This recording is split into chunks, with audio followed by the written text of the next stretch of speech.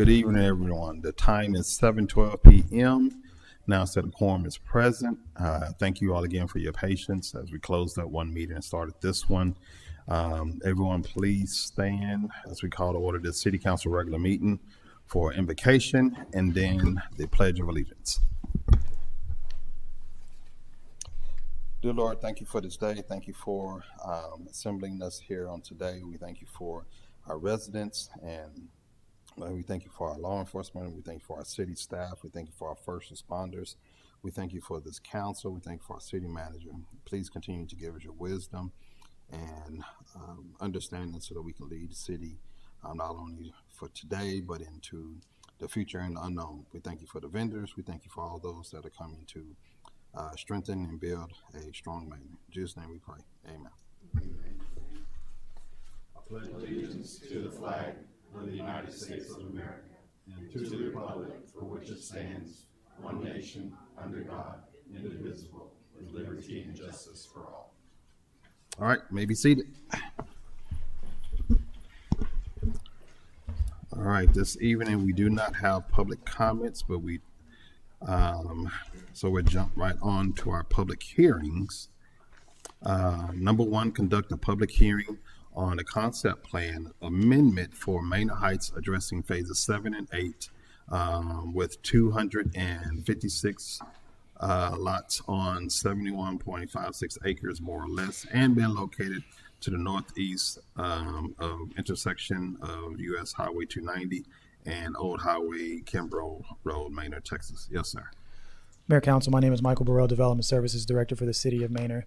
This concept plan amendment is in sequence with the PUD amendment that came previously. It is to add the additional phases 7 and 8 of Manor Heights, also known as the Nagel Estates. Questions and comments, council members?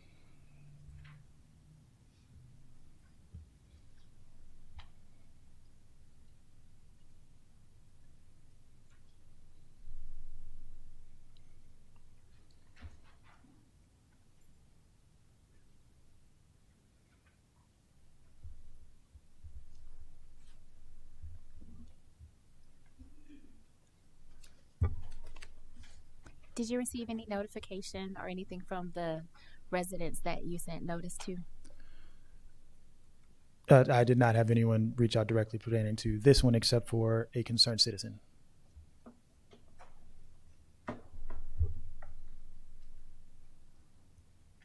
Other questions? Go ahead. No?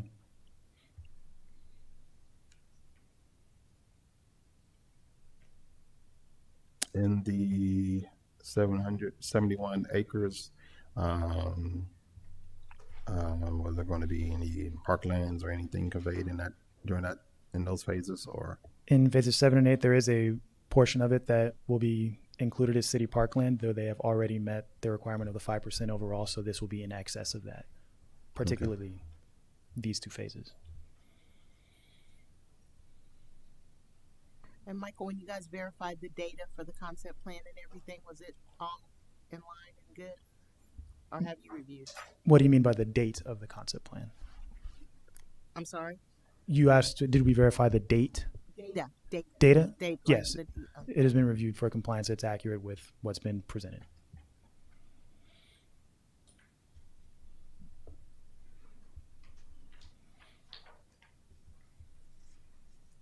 Other questions, council members? Were there any connected trails to that parkland? Whatever's donated?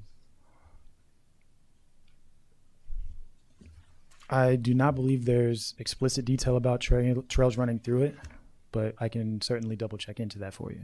Okay, thank you. Is the concept plan just for 7 or 8 or for both of them? It includes both. It essentially gives you the lot layout, not necessarily the subdivision, but it shows you phases 7 and 8 of the subdivision are being added, and it will be subdivided further in detail to the layout when it comes to your preliminary plat and your final plat. Okay, thank you. This is essentially a conceptual plan to show the high-level details of what's to come.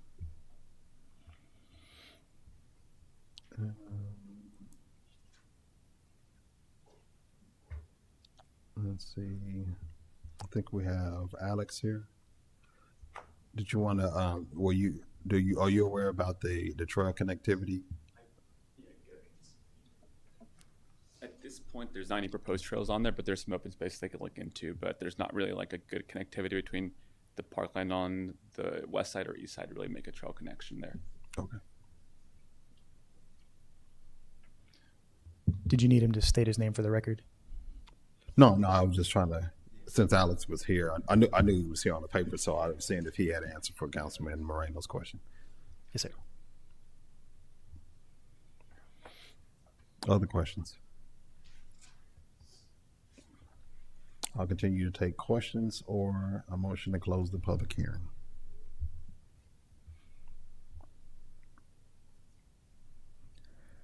Mayor Council would like to make a motion that we close the public hearing for item number 1. We have a motion on the floor by Councilman Moreno. Is there a second? I second. Second by Councilwoman Mesmer. Any questions to the motion? No additional questions to the motion. All in favor? Opposed? Motion passes 6-0. All right. Moving right along to public hearing number 2. Conduct a public hearing on a specific use permit for 10,000 square feet in medical office space being generally located near the eastern corner of Boys Arc and the north of U.S. Highway 290, also referred to as 13400 East U.S. Highway 290, Maynard, Texas. Yes, sir. Mayor Council, this item is for a medical office specific use permit. I would like to request that we leave the public hearing open and postpone the item. I was provided additional information shortly before the meeting that will require a bit more due diligence before we continue on with a recommendation that ultimately decides if this can be approved or denied. So we leave the public hearing open? Right? Yes. Okay. And what items? Until the August 6th meeting. No, what items then do we need to hold on? It'll be number 2 and I believe 16.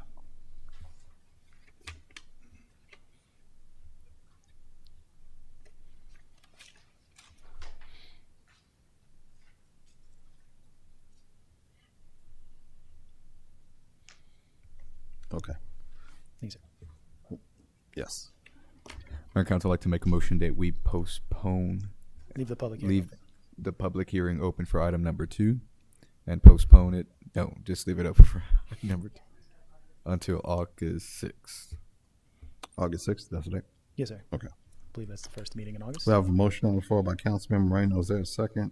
I second. Second by Councilwoman Mesmer. Any questions to the motion? Being none, all in favor?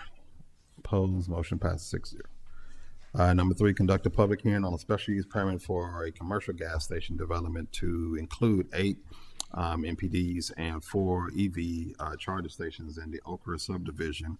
One lot on 4.111 acres, more or less, and been located at the northwest intersection of Old Maynard Taylor Road and 973 Maynard, Texas. Yes, sir.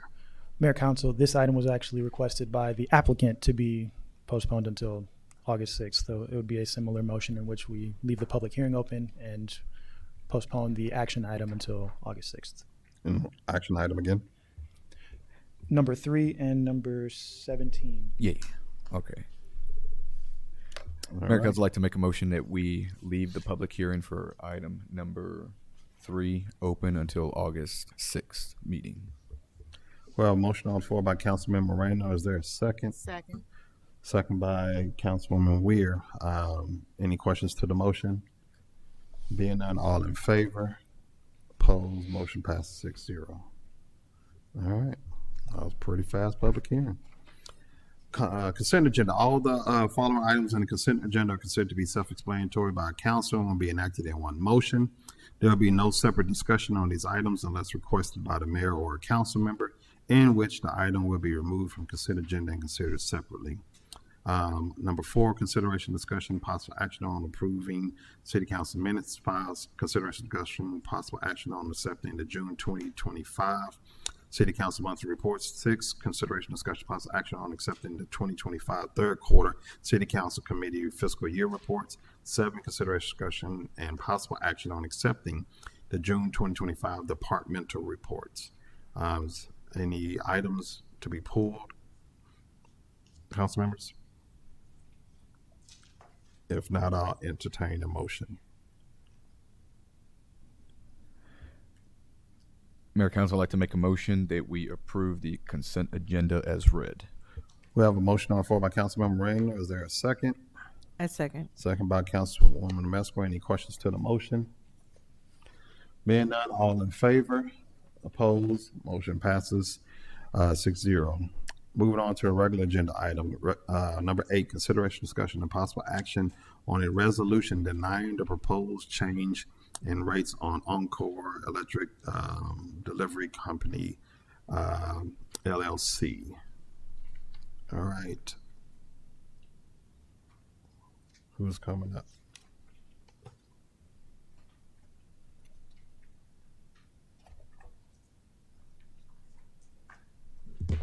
Mayor, Council, City Manager. My name is Armando Perez, Region Manager with Encore Electric Delivery. So there is not a typo in item agenda number 8. We are requesting a denial of our rate case. What this does, it allows the rate case to be turned over to the Public Utility Commission of Texas, where they can deliberate and act on the rate case that's being proposed. Okay. Any questions, council members?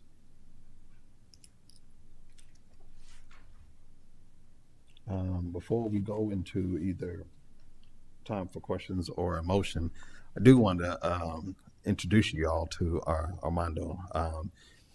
When those of y'all may remember, we had COVID, then we had winter storms and power went out, and we were trying to figure out who to contact to try to get lines back up in Stonewater, and the whole deal about getting lines updated and so forth. And this gentleman right here answered the phones and stayed in contact and has been in contact since that time period, and has worked in the community to try to get a lot of those things fixed, and giving us updates on the status of the projects. And we definitely know a lot of those calls have gone away in regards to those outages out there. So we thank you all for y'all's work and time and attention during the winter storm, both winter storms, but also in recognizing the lack of redundancies in those things, in those power lines, and working to get those things fixed. So this is the face with the work that got fixed out there in Stonewater. So I wanted to make sure you all got to see it, know who he was. Any questions about the item? All right, I'll entertain a motion. Mayor Council, I'd like to make a motion that the City Council deny. Sorry. Okay, yes. Okay. Mayor Council, I'd like to make a motion that we approve resolution number 2025-22 to deny the Encore Electric Delivery Company, LLC application for approval of a distribution cost recovery factor pursuant to Texas Administrative Code 23.243 to increase the distribution rates within the city. We have a motion on the floor by Councilman Moreno. Is there a second? A second. Second by Councilwoman Amesco. Any questions to the motion? Questions to the motion? Being none, all in favor? Opposed? Motion passes. All right. Number 9, consideration, discussion, and possible action on a right-of-way agreement between the City of Manor and Central Texas Regional Mobility Authority for the purpose of conducting environmental investigations for Lot 5, Block KK, Presidential Glen, PHS 1A. Mr. Moore. Mayor Council, the item before you is a process that the toll authority is utilizing to allow them access to the different parcels along 290 so they can complete that phase of the schematic and the feasibility study that they need for the project. Questions, council members? Do we know how long that investigation will take? I think once they get permission, I think they have people scheduled, people seen them out. This is going to allow them to keep on. If they pass it, they'll come back. But the goal is to get toward the county line as quickly as possible with all the other access agreements that they have received already. And so I think timing-wise, it should still be within the next 45, 60 days.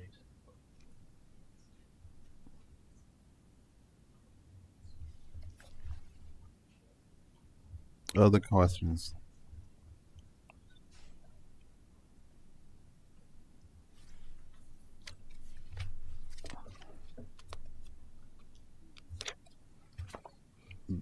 Being none, I'll entertain a motion.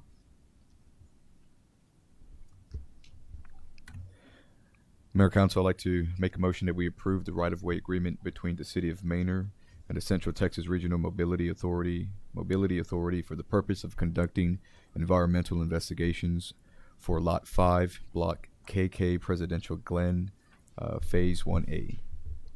We have a motion on the floor by Councilman Moreno. Is there a second? I second. Second by Councilwoman Amesquita. Any questions to the motion?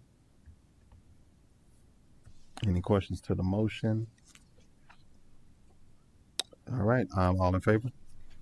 Opposed? Motion passes 6-0. Number 10, consideration, discussion, possible action on a right agreement between City of Manor and Central Texas Regional Mobile Authority for the purpose of conducting environmental investigations of Lot 7, Block A, Manor Commons, SE Commercial, PHS 1 Parkland. Mayor Council, the request from the toll authority is to do utility locations and do the survey for topography information at this parcel. Any questions, council members? I would say at the last meeting we had this item, they had a list of like 7 items, but this item is to cover the utility location and the survey. So this is just additional work that they need to go and do for this parcel.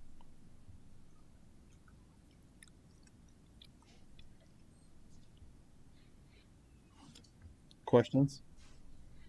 If not, I'll entertain a motion. Mayor, Council, I'd like to make a motion that we approve the right-of-way entry agreement between the City of Manor and the Central Texas Regional Mobility Authority for the purpose of conducting environmental investigations for the Lot 7 Block A, Manor Commons, Southeast Commercial, Phase 1, Parkland, and authorize the city manager to execute the agreement. Well, motion on the floor by Councilman Moreno. Is there a second? I second. Second by Councilwoman Amesquita. Any questions to the motion? No questions. All in favor? Opposed? Motion passes. All right. Moving along to item number 11. Consideration, discussion, possible action on accepting a lock sculpture donated by the Manor Arts Council. Yes, sir. Good evening, Mayor, Council. Matt Woodard, Public Works Director. I'm here before you. The Manor Arts Council would like to donate a lock sculpture to the city in the honor of Thomas Bolt. The committee, we did talk to the Parks Committee, and we had really had a lot of discussions on where we should actually put it. The art park. At the time, we didn't really have much room, so we were thinking of the Timmerman Park, and there was quite a bit of room there. But after me and staff went back out to Art Park, there are some alterations that we can do at the Art Park, kind of move some of the rocks and do some other stuff that's going to take some requiring to do some concrete pad work, but we could get it over to the Art Park. So we'd like to see if you would generously like to take the donation from the Manor Arts Council. And there was a picture too of what it looks like. Questions? And you all would do the installation? Yes, ma'am. Questions, comments? So where exactly in the art park would it be at? So if you're looking at it, I think we provided some, oh, there we go. Yeah. So you'll see the little walkway they had made. I don't know how long ago they actually did this, but we were actually looking at maybe if we put that in the middle, we'd actually make a square kind of almost in the middle, and we can make a walkway that could go either way around it. Does that make sense? So it takes some requiring to take some of the edging out, some of the rocks out, and then put some concrete. But we're going to have to make sure we get enough of the drainage area on the back side, closer to the fence, to match that concrete up to that asphalt. We also took a picture of the, we also talked about doing it right in front of those little steps you see there. Doesn't give much room as how close you are to the road. So we're trying to take that into consideration too. So that's one possible spot. I think it might be a little bit better to be a little further off into the rocks. And please be patient with us. It will take us some time to be able to conduct the reconstruction. But the Other- Arts Council has been wanting to donate this for a little while to us, so it'd be great. Other questions, council members? Is there an estimate of how much it would cost to actually install it into the park and I guess even maintain it over the years? The maintenance on it, no ma'am, I don't think there is like no warranty or anything like that. We'd probably have to look into seeing what we could do and fix it. I'm sorry, we don't have a figure on actually fixing the art piece, sculpture. No, it's fine. I think I was just because of the locks, I guess, those get heavy and then they get rusty and they fall. So my recommendation is what we'll do is we'll assess that, and if it gets too rusty, we probably should break them off and then, yeah, try to keep the integrity of the grading.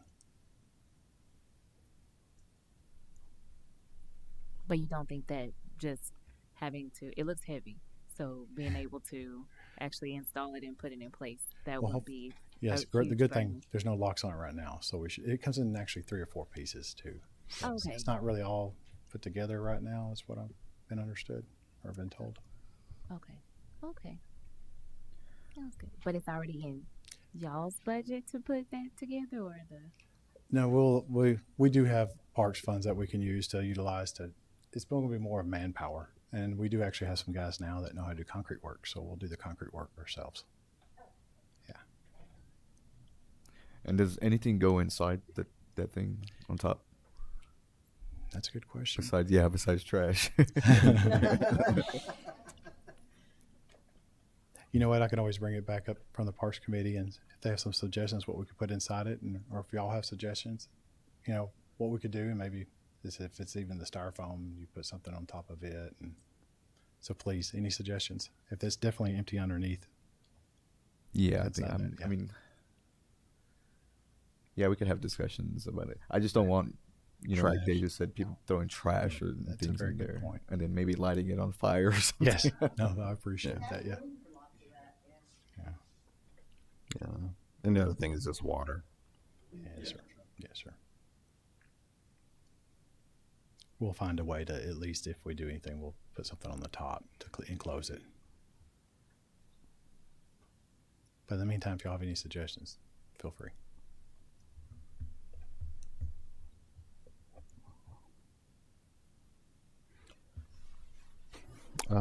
So council members, you can continue to ask questions.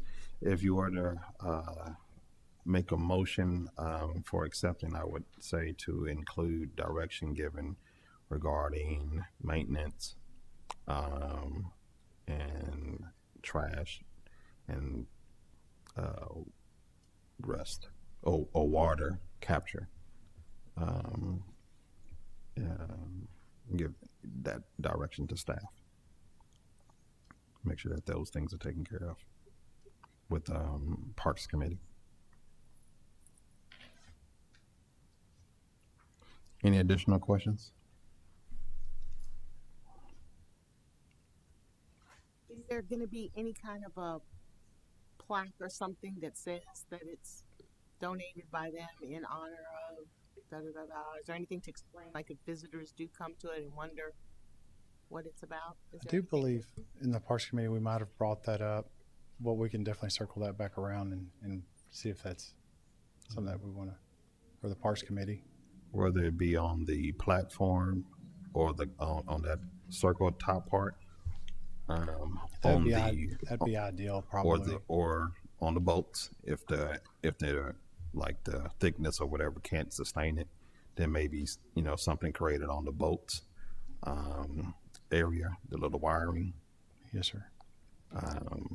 Worst case scenario, some sign that's planted in the ground. Yeah. Yeah, that'd be. And how that'd much be that nice. would cost too. It'd be the plaque. I can't remember how much the other plaque that we had gotten or purchased. But that is a good idea to put it either inside or on top because we don't have much room to begin with. So I agree. Yeah. But if you want us to proceed with getting a plaque, we can do that. Well, I think that's what council members decide in their motion. Because right now the language is only to accept. So the motion needs to include what y'all's recommendation is.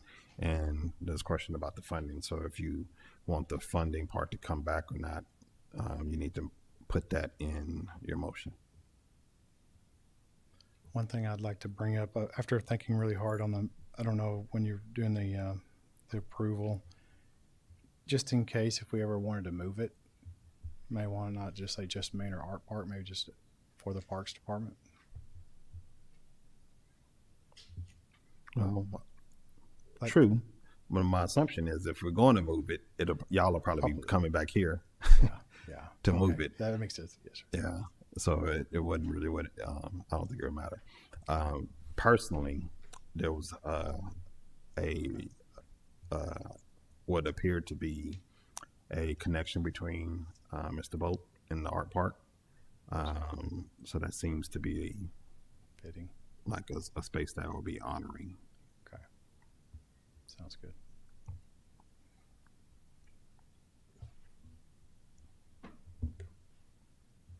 Thoughts?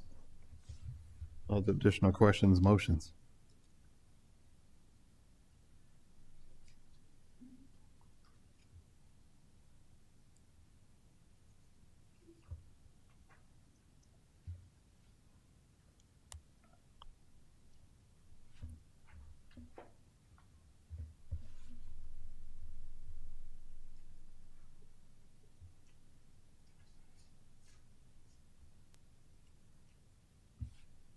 If no other questions, I'll entertain the motion. Mayor, Council would like to make a motion that City Council accept a lock sculpture donated by the Manor Art Council and authorize its placement at Manor Art Park with directions to staff regarding maintenance and to bring back funding options for the plaques. Yes, sir. We have a motion on the floor by Councilman Moreno. Is there a second? I second. Second by Councilwoman Mesquin. For those who, I guess, don't know, in other countries, particularly my first exposure to a sculpture like this wasn't necessarily a sculpture, but it was the bridge in France, where you go and dedicate your love through a lock, and you put it on there, and so yeah.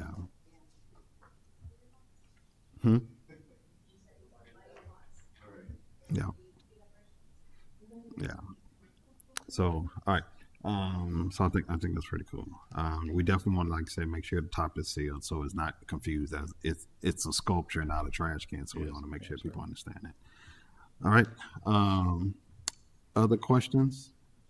Being none, all in favor? Opposed? Motion passes 6-0. Thank you. Thank you. Let's see, consideration, discussion, possible action on an amendment to change order number 2 to construction contract for the fiscal year 2022 Capital Metro Pavement Improvements Project. Yes, Good ma'am. evening, Council, Mayor, Pauline Gray, GBA City Engineer.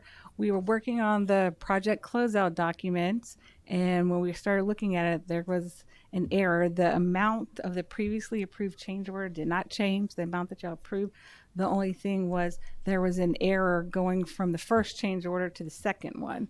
And so this is just to correct it so we can get it approved. Like I said, the amount didn't change, but that way we can submit the closeout paperwork to Cap Metro to get the funding released by them. Okay. Any questions, council members?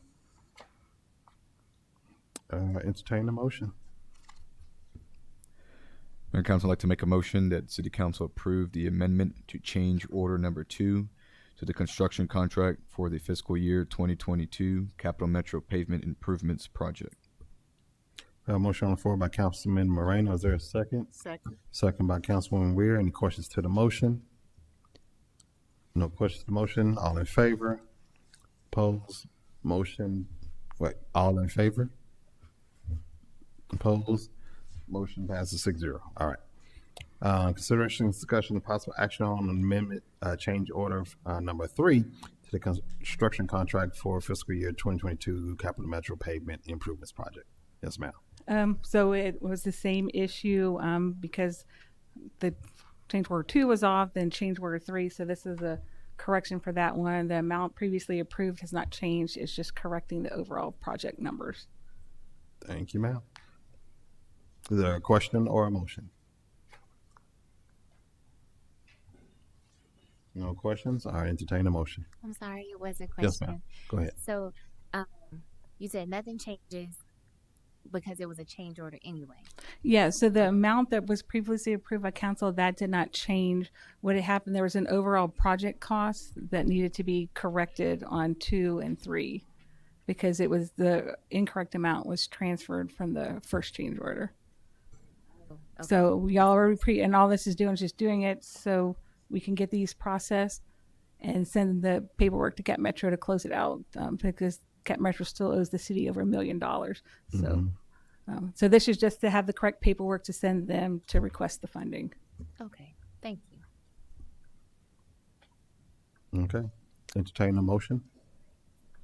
Mayor Council would like to make a motion that we approve proposed amendment change order number 3 for the fiscal year 2022 Capital Metro Paving Project. We have a motion on the floor by Councilman Moreno. Is there a second? I second. Second by Councilwoman Mesquite. Any questions to the motion? Being none, all in favor? Opposed? Motion passes. Consideration and discussion and possible action on the First Amendment to the Development Agreement for the City of Maine and Crimes Properties LLC. Mr. Jones, how you doing? Mayor and council, thank you. Hope you're doing well tonight. We received a request from Crimes Properties LLC, the owner of a 22-acre tract within the ETJ of the city of Manor. They were granted a development agreement back in 2021 when the city constructed wastewater service line on the owner's property in exchange for commitment to provide wastewater service capacity for the owner for a period of 5 years with a potential extension for another 5 years. We're about probably 4.5 years into that. And the owners requested that extension be made, and also they requested some work be done, a conditional letter of map revisions, what they call a CLOMR, which we ran by legal, and legal counsel considered that would constitute a deemed election of development of that property in contradiction to the development agreement. So what we're asking for here then is a First Amendment to the development agreement to allow the developer to go ahead and proceed with his CLOMR. He's trying to reclaim some of that floodplain that affects the area down by the shop that goes into the creek. He's trying to reclaim some of that area for future development without developing the property. So he's basically doing paperwork. But as legal counsel has said, per the agreement that's in place now, they deem that to be considered development work. So we're asking you to approve this First Amendment, which says basically in Section 3 and Section 4, Section 3 of the First Amendment, it accepts that CLOMR application from the development and allows him to proceed with that work. So city staff recommends that you approve that First Amendment to the development agreement, and he would also be granted his 5-year extension. Okay. And Mr. Krantz is here if you have any questions. Questions, comments?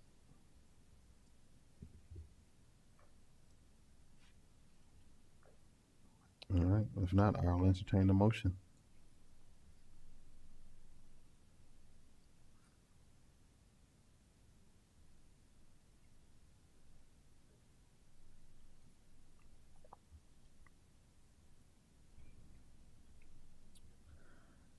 Mayor, council would like to make a motion that we approve the First Amendment to the development agreement between the City of Manor and Krantz Property LLC.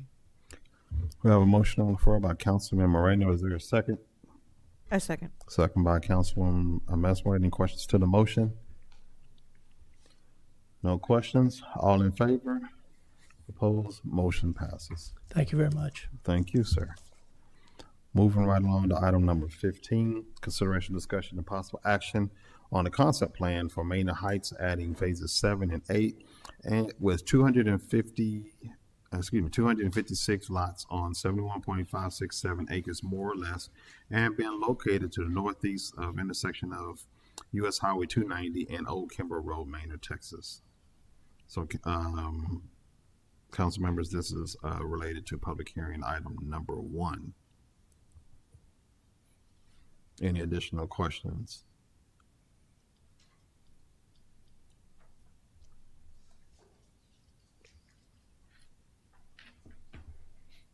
In phase 7 and 8, is that when the commercial comes aboard? No, sir. Phase 7 and 8 are on the northern portion of the property. The commercial portion is phase 6? 6? Okay. 6, yes, sir. Thank you. Other questions, council members?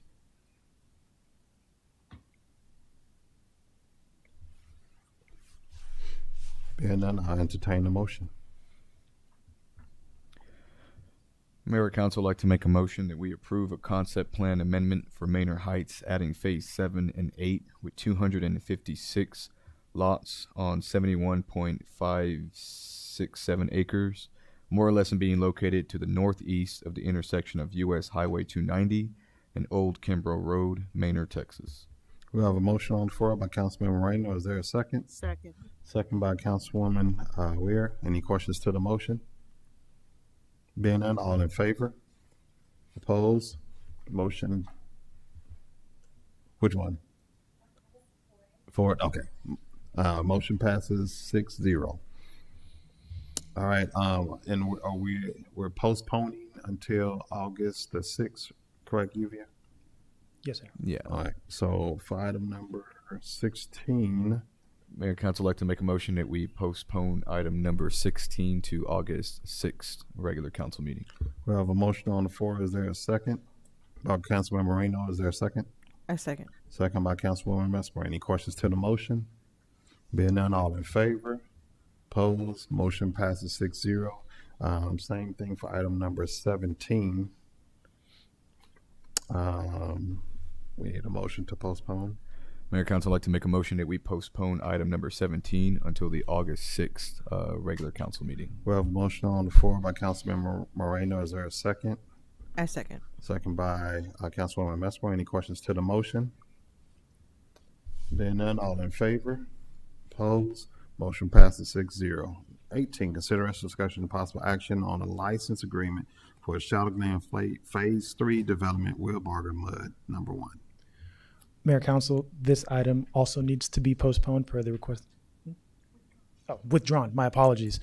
Per request of the applicant, Okay. as the item needed to be brought before the MUD board, and they are currently deliberating over whether or not to accept the terms as presented. Okay. So just pull it, move on. Item number 19. Excuse me. Consideration, discussion, and possible action on encroachment agreement between the City of Manor, Texas, and the City of Austin, Texas. Yes, ma'am.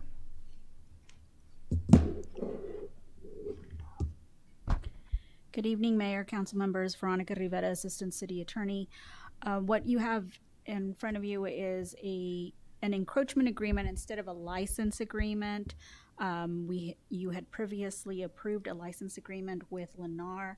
This is for that for the force main that is being requested be built and put into your city right of way, but it's only going to be used by for the Lennar project, and it's City of Austin force main.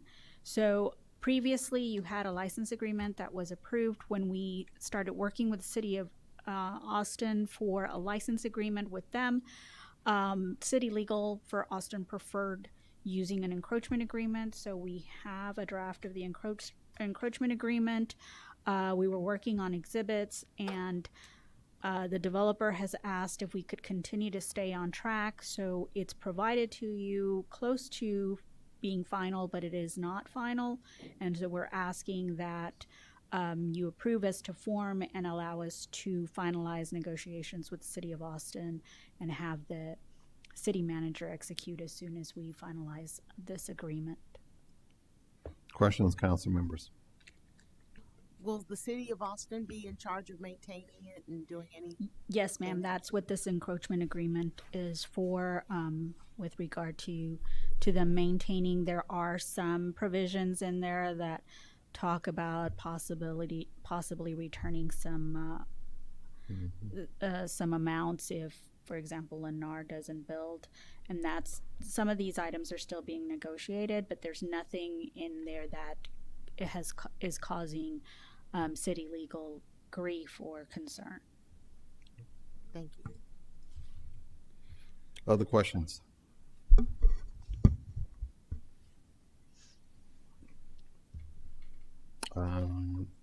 So the language already covers for directing the city manager, and if y'all find out that there is something that we should be aware of, y'all pause and just bring it back to us. Okay. Yes, sir.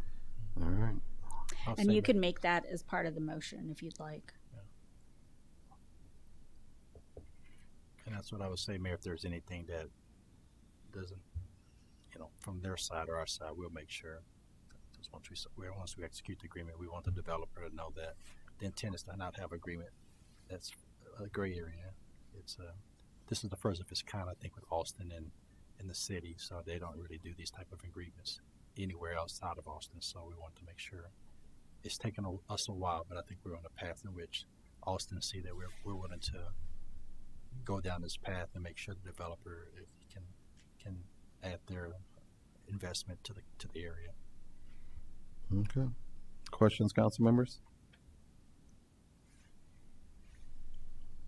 If not, I'll entertain a motion.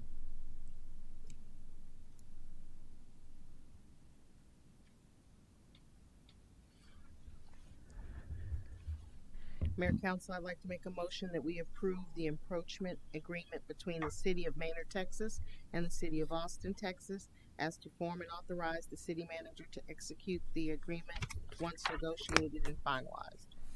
We have a motion on the floor by Councilwoman Ware. Is there a second? A second. Second by Councilwoman Mesmer. Any questions to the motion?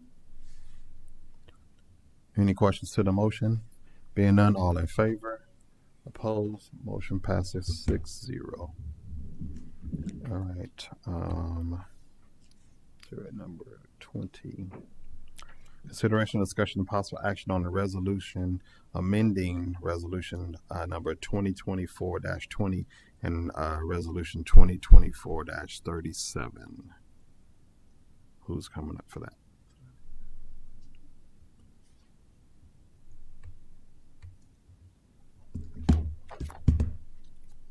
Mayor, council members, Veronica Rivera, Assistant City Attorney, and I apologize, I was caught slightly off guard, but this is for YAC, the Youth Advisory Commission. If I'm not mistaken, let me just get to it.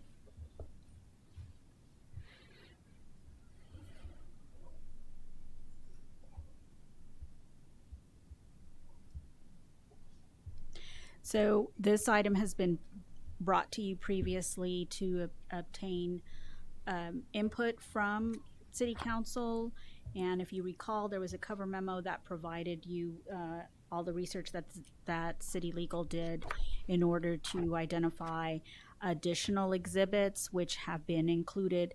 Not only did we make revisions to the YAC program, but the bylaws, and then if you look at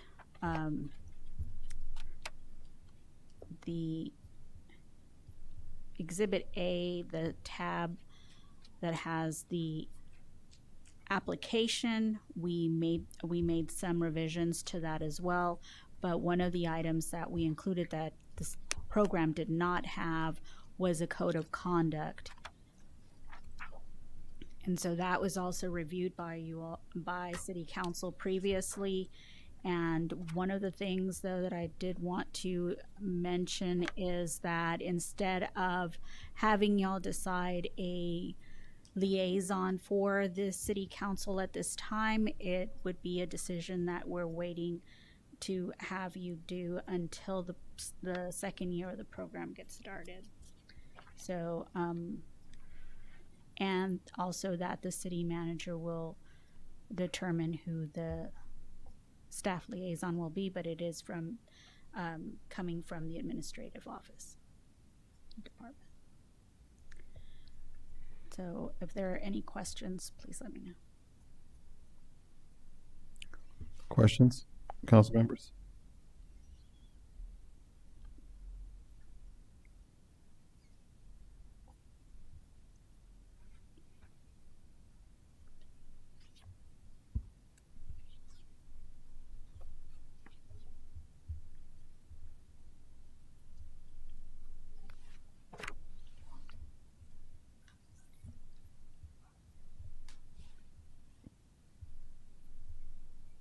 Give y'all some more time to peruse through the backup.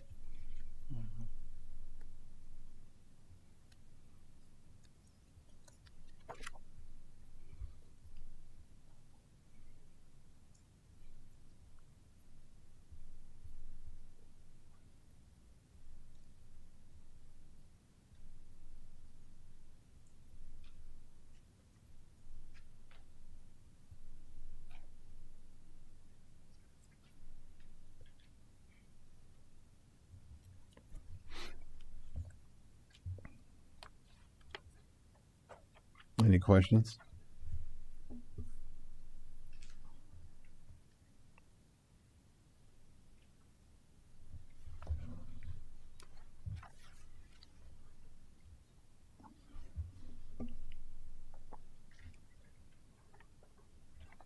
So for just confirming for you all council, section 2 adds those different components. I think it's on page 252, but section 2 adds those other pieces that we were working on in those workshops. One being the city manager, again with the staff, the council liaison, and it just basically puts all those pieces in there. So if you're looking for that specific language, that's the page it's on. It's 252 going into 253.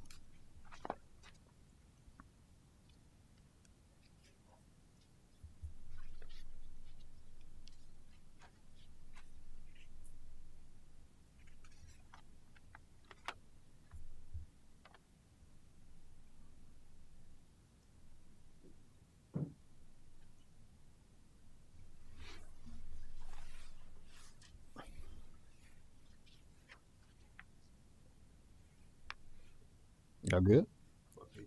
252.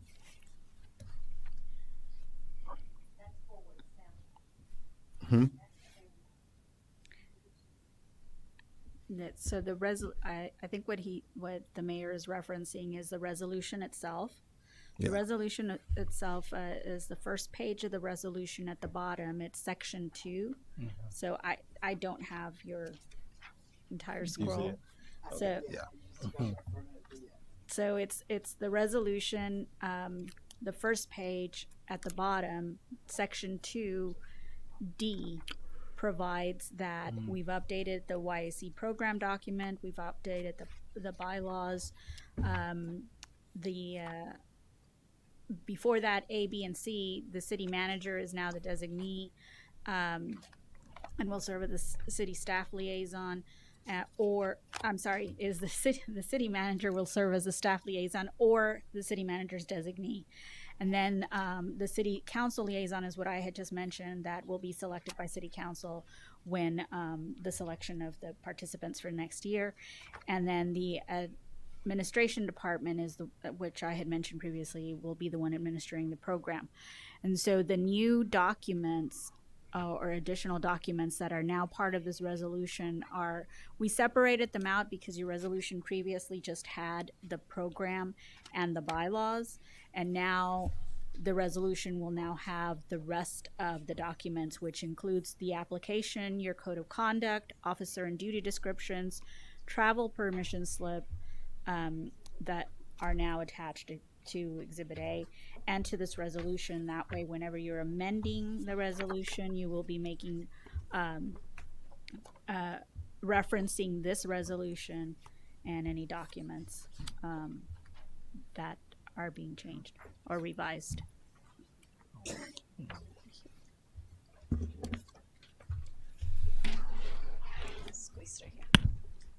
Mayor and council, I'm passing out the red line. You guys did not get the red line in your backup. You actually got the final. As you recall, at the last, whenever we presented this, Shruti was here, and what you guys were going to receive was the final. I did send out emails.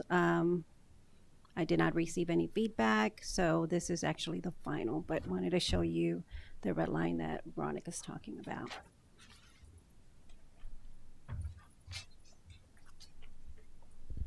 Just to add to that, at the last city council meeting, there were red lines in there, and like I mentioned to you, the cover memo that included what city legal had researched, and included in the red line were the feedback that we had received from you initially.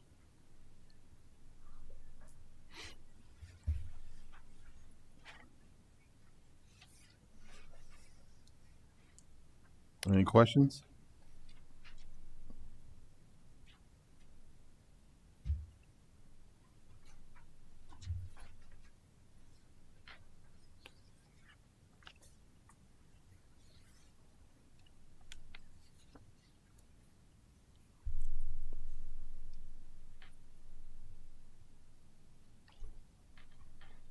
I think I have a comment more than a question, and maybe an apology that goes with it, because I do remember the review and the time to review, and I thought I made the comments.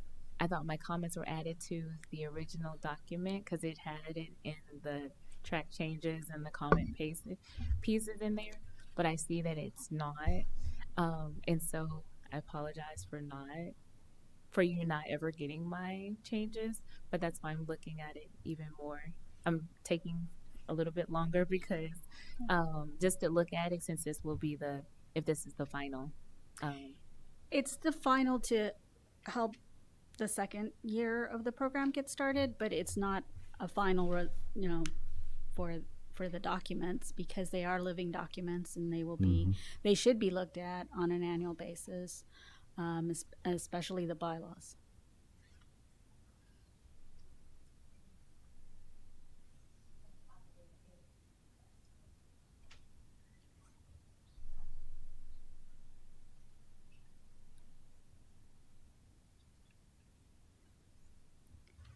And we can bring it back again August 6th if you'd like.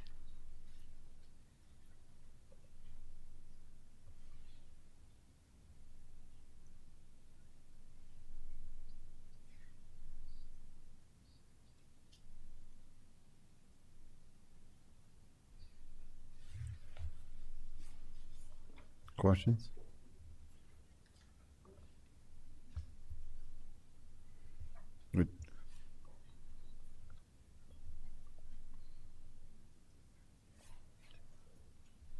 Would you all like to continue and go through it, or would you want to bring it back on the 6th?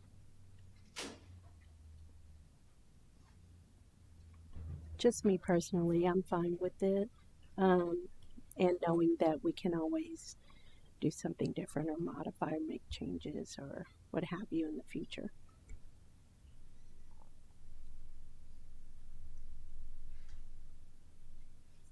Councilwoman Hill, does that work for you? Knowing that you can still get your... Yeah, I'm the only one, so it's fine.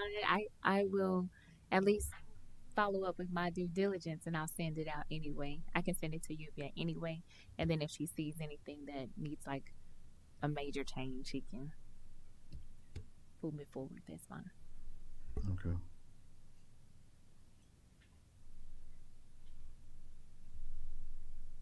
So I hear what he's saying is we can move forward with a motion to approve or not and you'll be fine with it because you have access to give feedback. Yes. All right.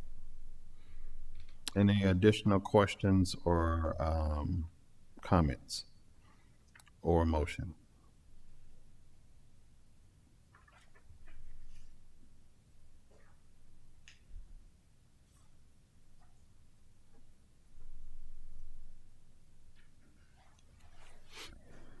Mayor, Council, I'd like to make a motion that we approve resolution number 2025-23, amending resolution number 2024-20, and resolution number 2024-37.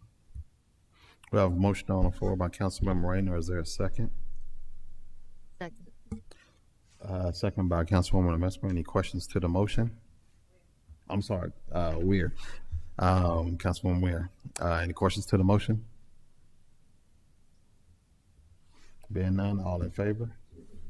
Opposed? Motion passes. All right. Item number 21, consideration, discussion, possible action on the City of Maine internship program. So, council members, you all recall, I think it was May 21st, we had the first exposure to the City of Maine internship program proposal. There was two components. One was about internships for city employees, and the other piece was related to internship opportunities for council members. And so in the document listed various job responsibilities and tasks the person will complete, certain time frames. It is not, I didn't see it in your backup, but it is on from the May 21st meeting. It is in there? Okay, awesome. There's a structure and a total amount of hours for fall, spring, summer, and what I wanted to bring it back was to get a line item so that we could start the fall with a request for interns from high school and or university as we finalize program with city staff. And so this is not necessarily about city staff internships. Yes. Come on. Mm-hmm. So that's kind of what it is. School starts in August.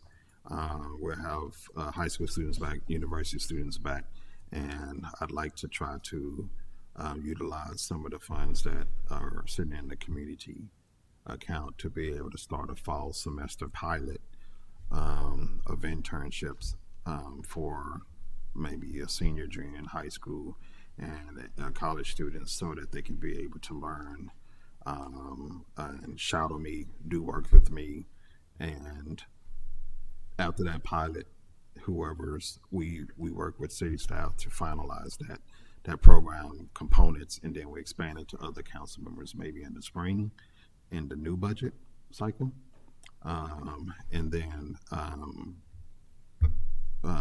observe, evaluate, provide feedback, and then make a determination on what's going to work from the next year out. So that's why I wanted to bring it back, because if we wait till August, we'll spend. I wanted to get permission for me to work with the city staff to get it out and market it before the school year starts. And that's what I had a bunch of questions. Go ahead. Looking at the internships through the colleges, I don't know if you guys are familiar with Handshake. Texas State, both campuses, San Marcos and R&R, ACC, Houston Tillotson, they all use a little program called Handshake. Most of them are internship programs. Houston Tillotson is actually an employment program. It's not an intern. And so we want to be careful how we want to roll with it, especially starting with city council. Internship cannot be used as an employee. It's very specific. There's got to be goals and objectives. It's got to be a time frame, and they've got to be monitored. they can't be used in lieu of employees. So a lot of people get that confused. If we're looking at starting like an internship or / part-time employment kind of program, what exactly and this is just my what are we looking at? What are your vision? I'll give you the layout. So when in the past, when I've worked with interns, whether it be from Texas State or University of Texas, with their social work departments, both, whether it be undergrad or master's or even doctoral levels, they have practicums that they have to do, and So they'll many clearly hours. lay out like a project that they have to, or they'll have standards or competencies that they need to be able to do. And so typically, this is why I said I want to start off myself as the pilot, because I know how to run internships, and so we can work out the kinks and figure out how to do whatever training is necessary for council members that are wanting to also participate in the process. But in the internship, you're exactly right. Whoever is will be called the site supervisor meets with the field instructor or the university professor or the high school teacher, clearly outlines the what's going to happen during those hours, and then does an agreed upon method of supervising and turning hours. The way you get beyond the employee piece is you just simply do a vendor application, and so that way you don't have to. It's a 1099 if you do. So it would be a vendor, not an actual internship. No, Correct. if you're going to provide payment for the internship, you do it as a 1099 to avoid having to deal with other tough government finance rules. So I can't even remember the finance entity, but letters. But basically, your internship. What works best with the universities, including Houston-Tillotson, because we do internships with them all the time, is to do, you do the program, people will commit to the hours and the supervision components, and then when it's time for the stipend to be paid, which is usually at the end of the hours, unless the entity decides to prorate the stipend across the 500 or 1,000 hours, then what happens is they complete a vendor application. And so it basically allows for the city to not be paying an employee. You just, their vendor application, the components of the vendor application are the same components of the internship components. And so if I'm an intern and I'm saying that I'm going to do A, B, C, and D in my internship, then that's my program components, but it's also the contracted paperwork in my 1099 vendor application, my vendor application with the city. So when the city pays that, it's a flat rate to the vendor. Yeah, I get the 1099 in the vendor part. On the interns, my problem is, so each department is going to be responsible. They are not covered. A vendor is not covered under our workers' comp, where a part-time employee is. There's no need for that. Students in internships, students get their own internship insurance through the university. And so doesn't the universities too, there's few universities that actually pay their interns, correct? No, not all the time. There's paid and unpaid, which is why we had options in the program. So some universities, I'll give you an example, University of Texas, in their bachelor's and master's program, they actually have solicited funds to help cover social work interns. And so some are paid, some are actually not paid. So the payment is optional. But when you have a situation where you're like us, where you're a Mainer and all the universities are west from us, the stipend helps cover the gas for those kinds of things, and so and that's why there's an option for the hybrid, so that there can be so they can come and do the impersonal things here, but some of the tasks that's part of the internship location does not matter. And so I think you can get a better caliber of intern, whether it be high school or university, when you have the hybrid option, because now, I'm only coming up there a couple of times out of my hours, and I'm logging the rest of my hours by completing and they get the credit. Yeah, it's like a dual credit. Yeah.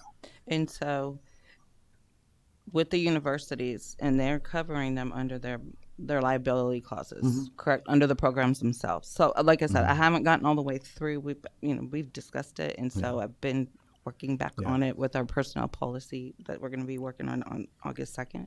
Yeah, This but is part of they are it. not. I think the key piece to understand is they're not employees. Right. Well, and we got to be careful. Like I said, that is it can cross the line real quick. And so when like the draft one we have currently, each department will need to have it very specific for each intern. Well, that's what I'm saying. I'm not talking about the city staff at all, or city Well, even for you guys, I would need it very detailed on what they're going to be doing. If we're going to call them interns, and we're going to if you guys decide to do a pay scale, which that's we what do the an entry proposal level. has. That's what the proposal has in there. It's listing out the responsibilities. We might be trying. Tonight was about council understanding the time period and saying, can we find out and flush out the details and have a permission from council to move forward so that we have a pilot in the fall. I think, so that we can have an understanding amongst city staff and myself. I think if you were to go and search and look at internship packets, what I have here is way more detailed.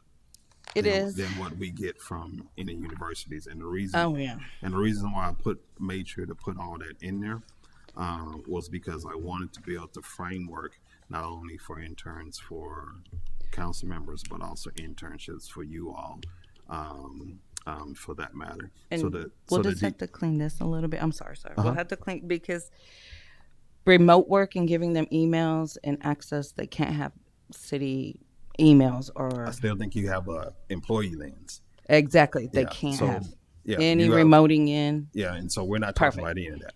Perfect. I just want to make sure we're all because when we're doing internships, interns are responsible for their own. They have their own email. They got their student email. Their student and that correspondence is usually the best. So we're not talking about any exchange of any city equipment or any those kinds of things. What we're talking about is a process where we're going to create opportunities for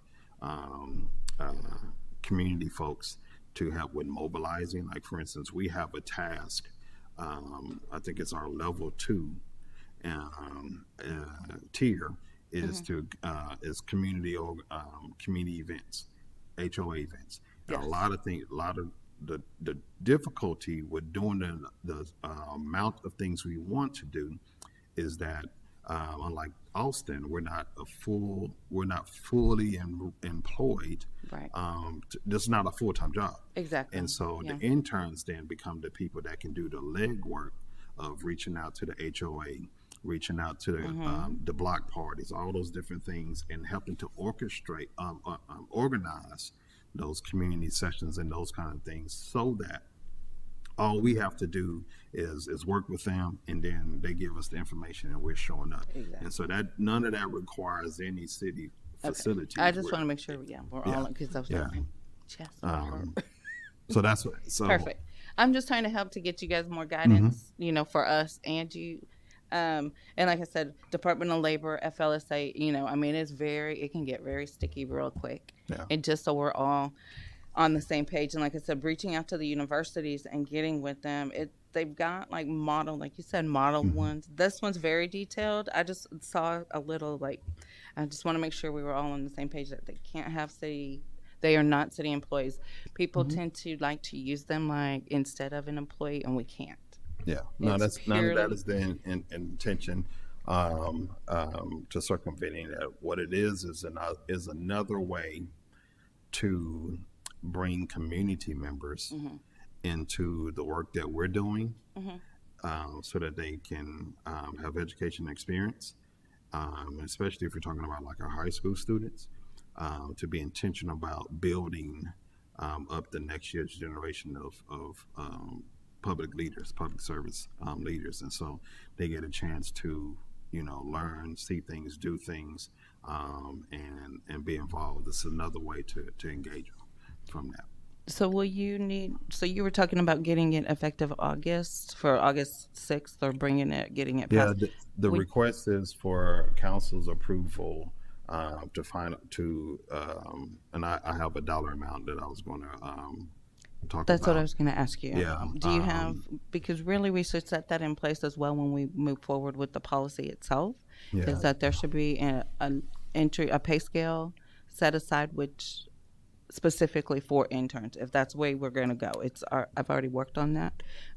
Or if we can get with the other universities that actually pay them, and we just. Well, again, that's why I wanted to, like, universities don't necessarily go that deep in the situation because because it's optional. Right. And so, but what we do have, I think it's page, I don't know the page numbers on here, but in the packet is page 477. And, well, I'm sorry, that's 477. That's in the May one. I'm in the wrong one. Let me get back to the right packet. I think it's like page 234. Oh.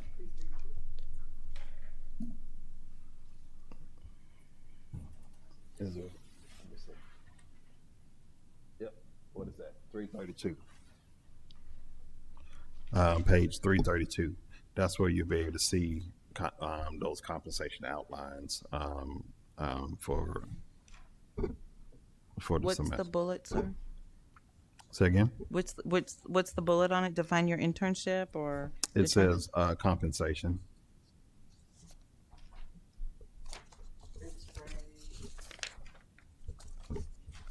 It's right above. Oh, I see it. I got you. Recruitment and selection. Paid or process. unpaid, yeah, considering offering college credit or valuable benefits. Yes, I see you. Yeah.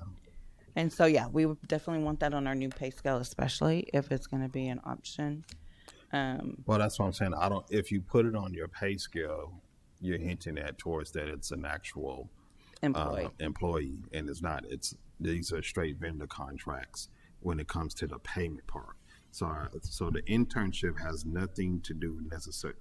It's like, this is the work, and we're going to give you a stipend for doing the work. And now, from a finance lens, that's where the only way you can give the stipend is either to make them an employee or to treat them as a vendor. And so what we've already established in other situations is it's easier to do for municipalities or local education agencies to use it to be a 1099s. To do 1099s.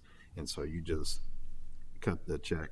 They do the paperwork to be a vendor, and you cut them a check. The scope of work in the vendor application is the same scope of work that they do under the internship. So would we offer, so each department obviously would be different. The scope of work, the intent, degrees especially. Each department, including council, would have to come up with their own. If you had 5 interns, coming up with that stipend per intern. Yeah, so that's why where I'm going with. How do we get that on our line items? In regards to if and when we get to the city part, where they're working with departments, city staff, then the potential program cost is $42,000 a year for all departments. Yes, and that's for the proposal in that space is for up to 14 interns. Okay. And so the recommendation is to start small and phase up. But we're not talking about the city part yet. So what we're talking about is with the pilot for. We're talking about mayor. So what it looks like is intern for the mayor, pilot in the fall. Spring, if a council member is ready, we tweak it, and 1 to however many council members are ready, then become do a pilot with an intern. Okay. And then we evaluate. We'll be ready. Yeah. I'm ready spring. Yeah. Well, we evaluate, and then in the following fall, the council member mayor process is then solidified. That gives you all, city staff, the whole year of our pilot to prepare, plan, and have distance, so that you can actually look and see how we're doing it to pivot. And then it becomes optional, because we're not talking about requiring anything. What we're trying to do is get the permission and the blessing and the budget, so that should someone say, you know what, I don't want to intern, but then, you know, the years going through, you'd be like, you know what, this would have been a great task to have an intern. You don't have to come back to us because we have something that we've approved and blessed, and you can go and the paperwork stands as long as say, you know what, or the university student calls. Like we had, who was that came out here? Didn't we have a group of people come from a university not too long ago? Did we? We had Texas. We had our skilled trades. There were some people that were here. They were just visiting. They came and sit in the meeting. That was 4 or 5 meetings ago. We also had it at the Juneteenth celebration. All the nurses that came out there, and so you just never know, you know. And that was just because people said, "Hey, you should go out here and do this," and so people left Austin area. They came all the way to sit in a council member meeting. We had a parent bring a child that wanted to know about local government, and they came to the council meeting. So you never know when someone's going to come out and say, hey, I want to be involved. Do you have an internship? And so I think this process doesn't rush us to it for city staff purposes. So you all get a longer lens to see it. But it also allows for the entire program to take advantage of basically the fact that I've done internships. I've managed interns since 2004 from University of Houston, from Houston-Tillotson, University of Texas, St. Edwards, and from in Texas State University. And so, and I still support and all of those different areas today. So it allows us to safely start the program with the pilot situation, to continue to ask questions and then build out from there. Yeah. Okay. Again, but putting your concerns about are we ready for staff stuff back a whole year, and I would still recommend if everyone's not comfortable and ready in next year, then it becomes a pilot situation where maybe someone that is ready goes from there. Could be Matt's department because they're already working with students from Manor and from Manor ISD and Pflugerville ISD, so it could be somewhere where you all, you know, take the lead on that, or it could be any one of you all's situations. So I just wanted to make sure we get some motion going, because if we wait till the paperwork is perfect, we lose the momentum in upcoming elections and changes and that kind of stuff. And so that's my reason for wanting to bring it back, council members. And please look through the proposal. I tried to give in the template. I spent a lot of time looking at various types of internship roles. We know we've always wanted to tackle communication, and so there's intern for media and communication.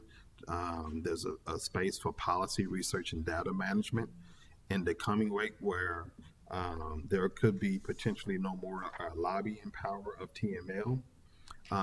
Political intern, government interns might be a good way to have people that can learn about city needs and then go to the Capitol and advocate how they choose after they have the internship. The other is organizing and community outreach. This is as we have different things coming up, bonds, changes because of legislation, or just helping with our overall events that we are doing or want to do, cultural celebrations, wherever it may be, getting HOAs together, whatever it may be. This then would allow for people to come in that say, you know, young people or so forth. And then the other one was local regional committee support, and kind of spells it out. You know, they're going to go, maybe they can't get on the committees. You know, we've been trying to get people on some of these county commissions and stuff, and it's been difficult to get our vote. You know, our vote doesn't, you know, weigh as much as some of the other cities, but it's just as powerful to have someone that's going to attend the meetings, take notes, or speak up in public comments at, you know, county commissioners court or at CapCog or whatever the entity may be, that we have people that they will choose to be there to represent on our behalf and to speak up and say, actually, City of Manor is not trying to do that. They're trying to do this. And who are you? And they say, well, I'm an intern with so and so. You know what I mean? And so you have a further, for a city that's small like us, and we don't have as many people, and we're trying to navigate growing staff, navigating the growth of things, creating intern opportunities is mutually beneficial for people that want to get their hands-on experience and so forth. I can tell you firsthand, all of my interns are gainfully employed and with zero experience outside people with work experience. And the main reason why is because of how we design the internship programs that we provide for them. The mindset, the application, and the exposure that can be given in those kinds of situations, which I'm happy to share and help guide us towards, puts those first year applicants or first year employees at a higher level when they get into the field. And they have a high success rate because I keep up with most of them on LinkedIn, and they're moving through from the bachelor's to master's, or from high school to the bachelor's, and so we know that there's a process that works and yield success. Questions? Would we be having a code of conduct for these interns? Yeah, it'd be the same kind of code of conduct that we would do with an employee or YAC. So it wouldn't be anything different.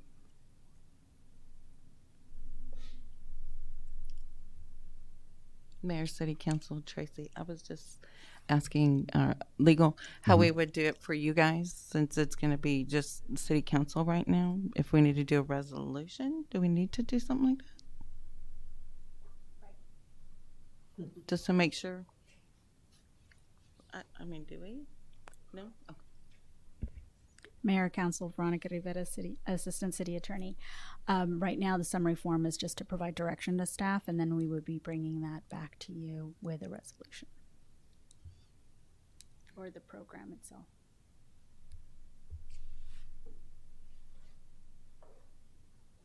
Other questions?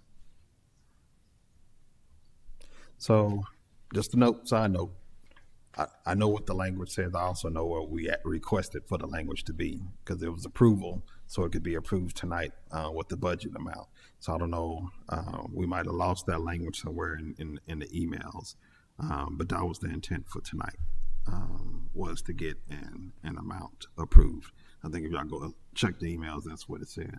Budget item up to 40,000 was the language that was sent in.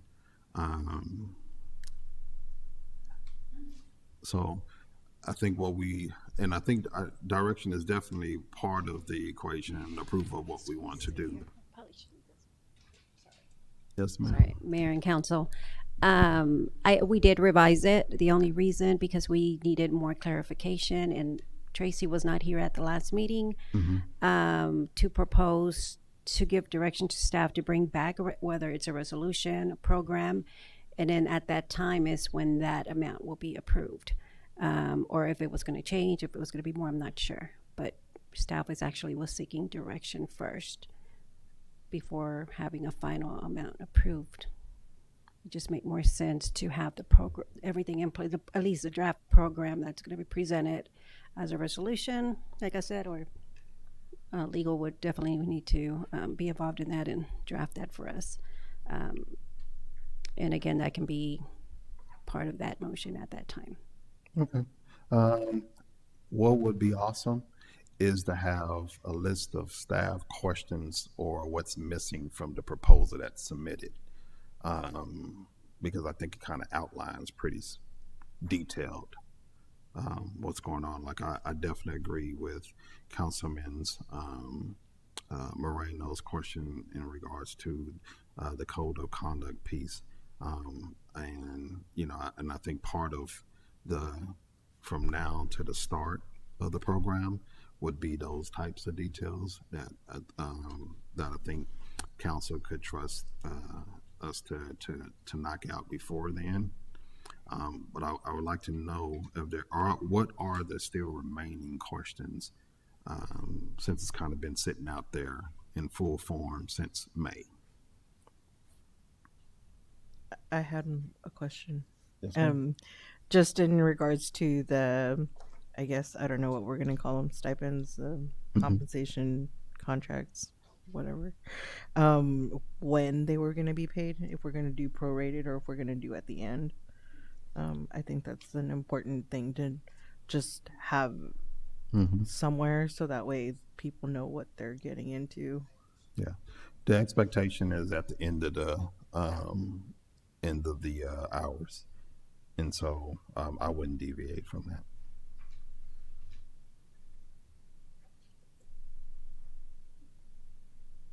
Unless you all want to deviate from it, because other questions? Do we know, again, city staff, what's the lingering? Like, I appreciate you, Ms. Vasquez, on the wanting to make sure that we're talking about not being an employee and those pieces. But in the program, the actual proposal, and relating to city council moving forward, what are the pressing items that you think we need to work out so that we can make sure that those things are done?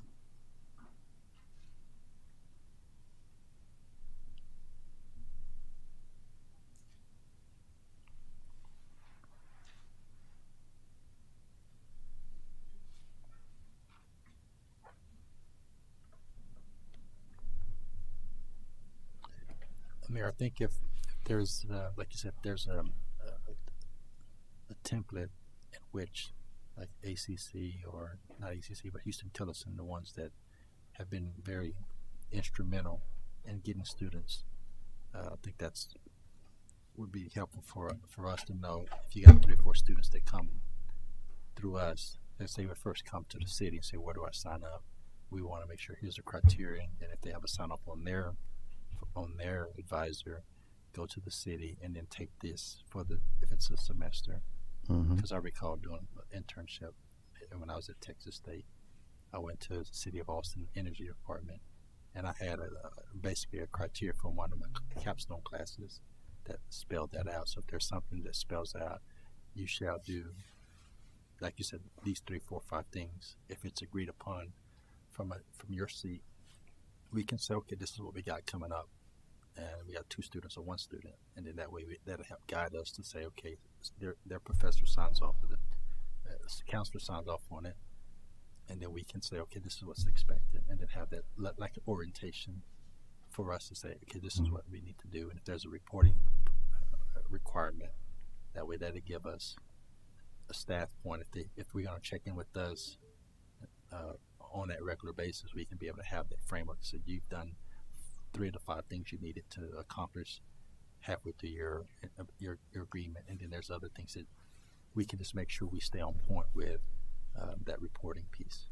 I think I appreciate you saying that, because I think that might lead to maybe why they're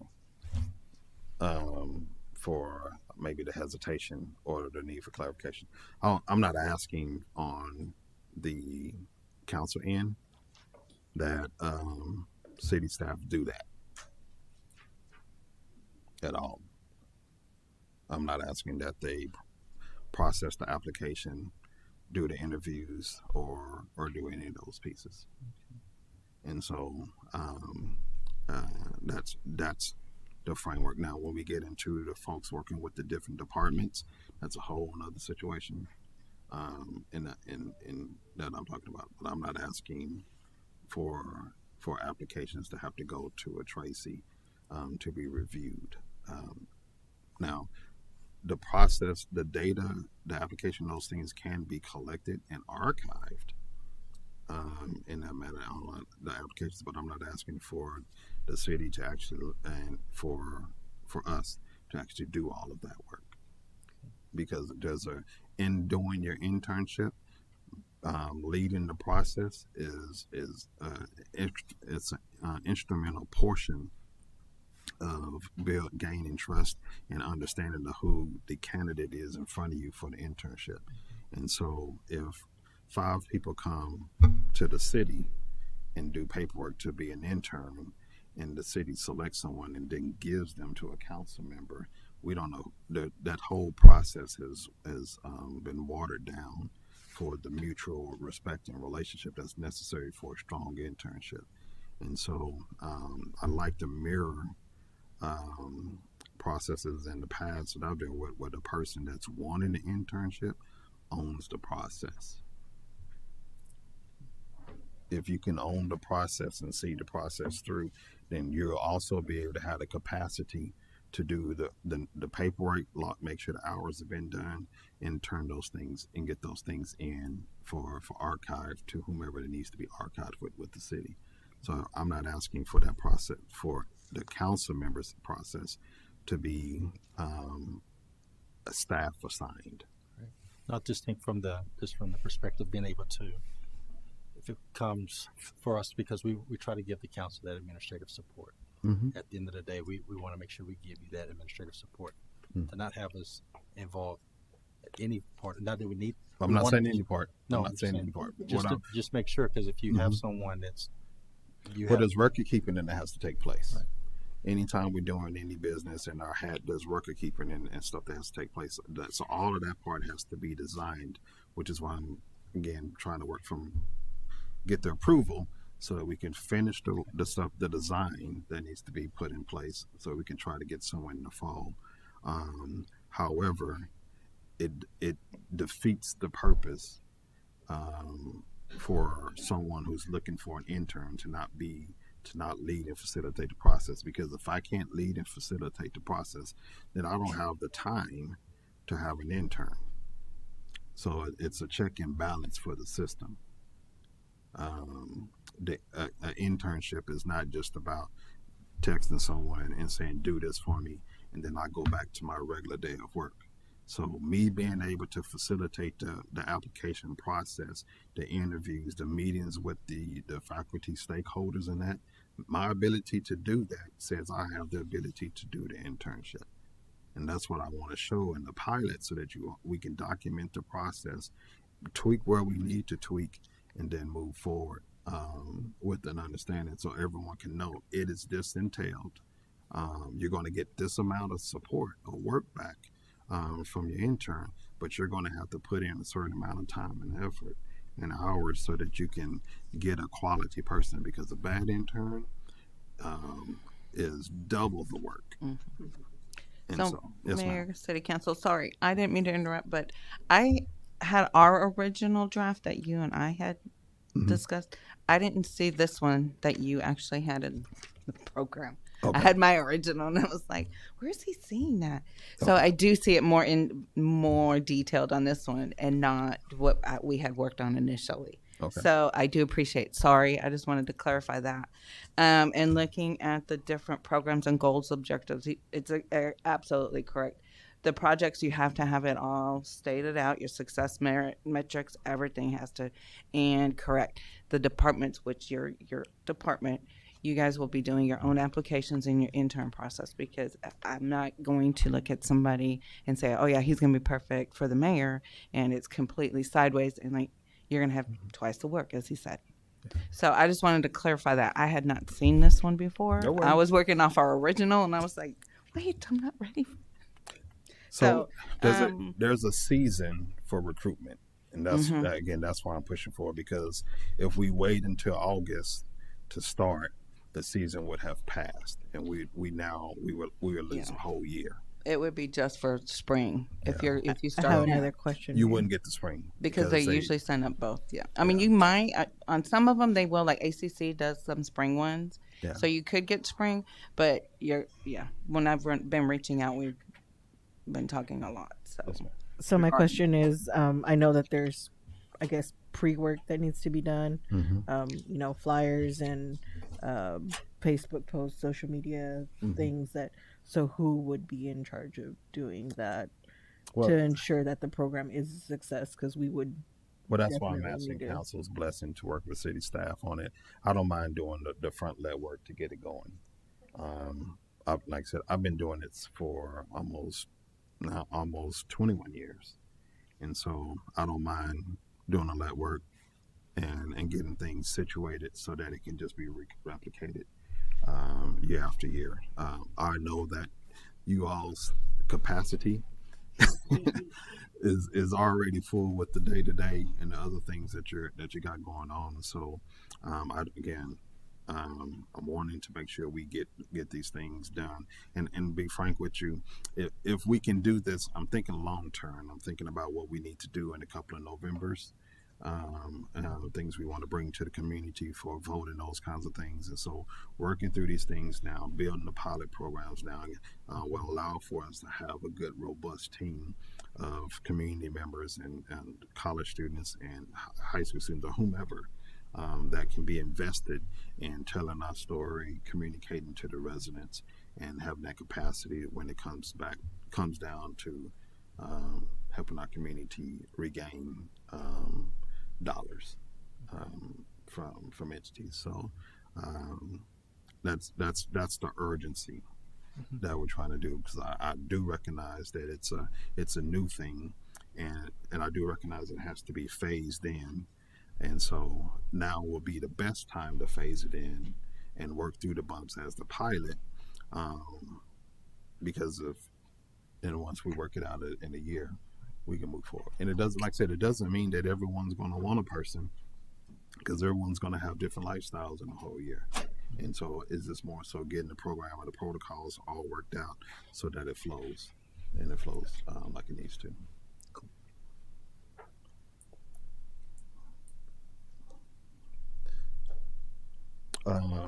Let's Veronica, what are we able to do tonight in regards to this after hearing everything you've heard?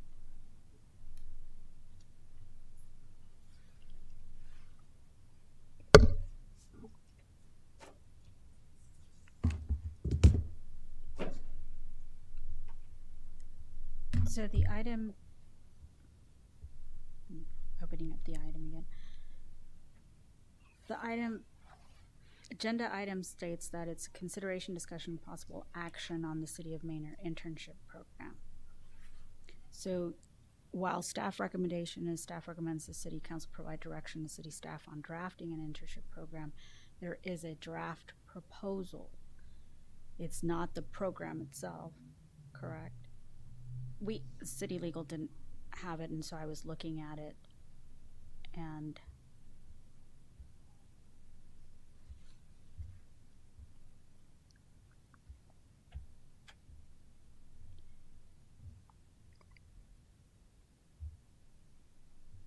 while it's in draft form, recommendation is that City Council provide either edits to this document for legal or the administration, city staff to revise, and you can approve the proposal, or you can provide direction, because it does say that you can have because of the way the language is written in the agenda, you can act on the City of Manor internship program. So, but what you're acting on is what's in the backup.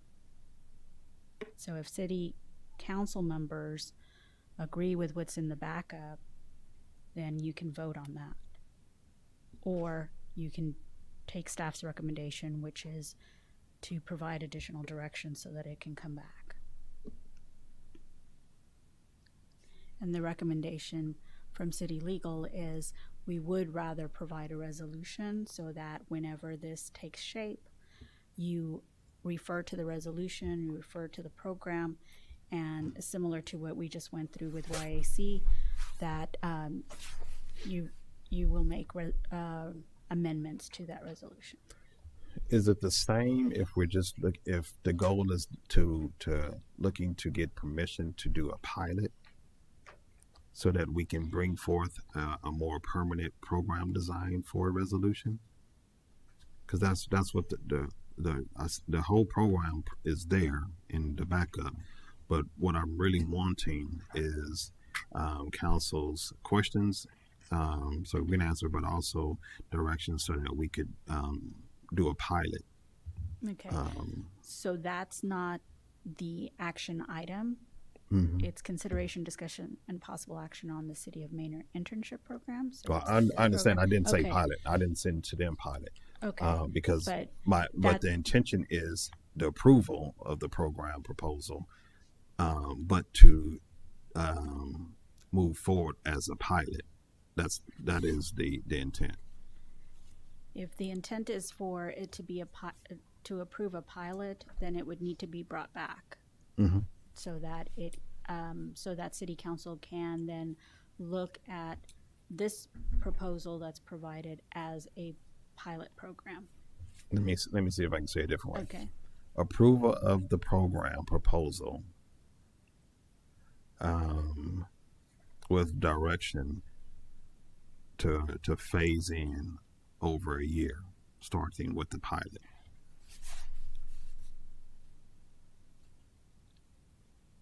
That would, again, it's not provided in here as a pilot, so it does need to come back if that's what you're wanting.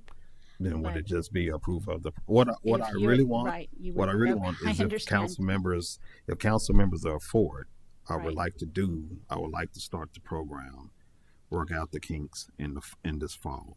And so I guess what I'm looking for is direction on if that's possible. If we wait to August the 6th meeting, it would be too late to market and recruit to get students. And so is there any language or an approval thing that we can do now? It can be tonight? simple, right? It could be the same as when we're doing agreements as to form.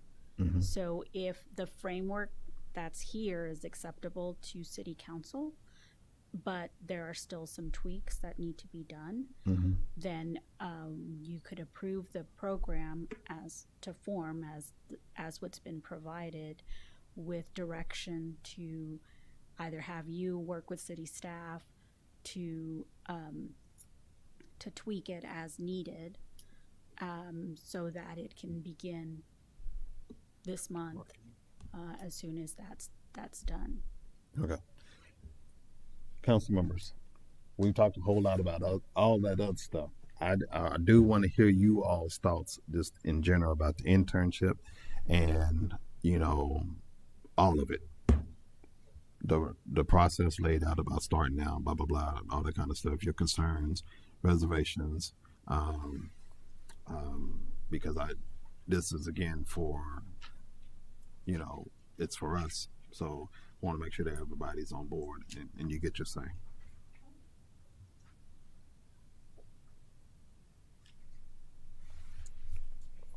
So whatever feedback for or against or hesitations, whatever, please do share. Okay.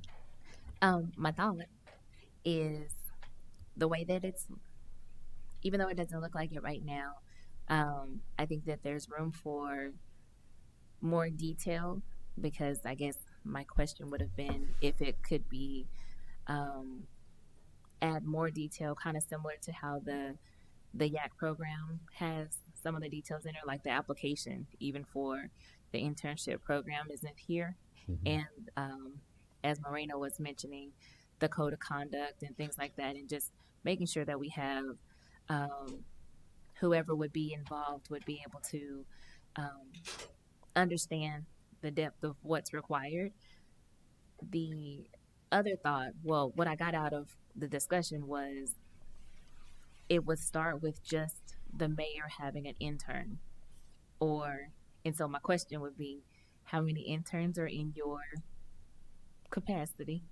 And then if and would that be for the time frame of an entire school year, I guess August to May, or even including the summer, so August to August? And would that up to 42,000 cover that entire time frame? And would you be willing to would you be willing to hold down the internship as just you for the whole full school year from August to August, and if that would be okay for you? Because if that's and I feel like it does allow the program to build and to even be more in depth, and we can see how the program would be expected to run, but then also we can get the feedback even from the students that would be available to help.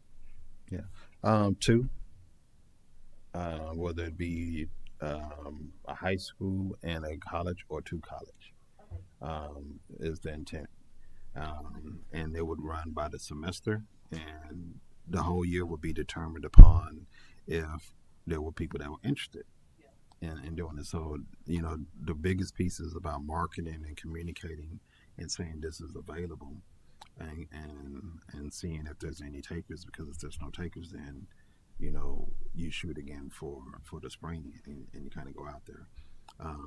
I do know that from speaking engagements at universities and stuff, that there was a growing interest, and because people don't necessarily get this opportunity unless they're in a kind of a long wait line in the city of Austin, and so there was a lot of people that had generated interest, and so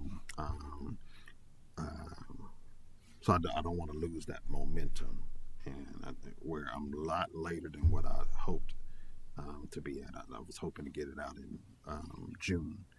So, but yeah, I think the first part, when we're talking about, I think you said something about the funds.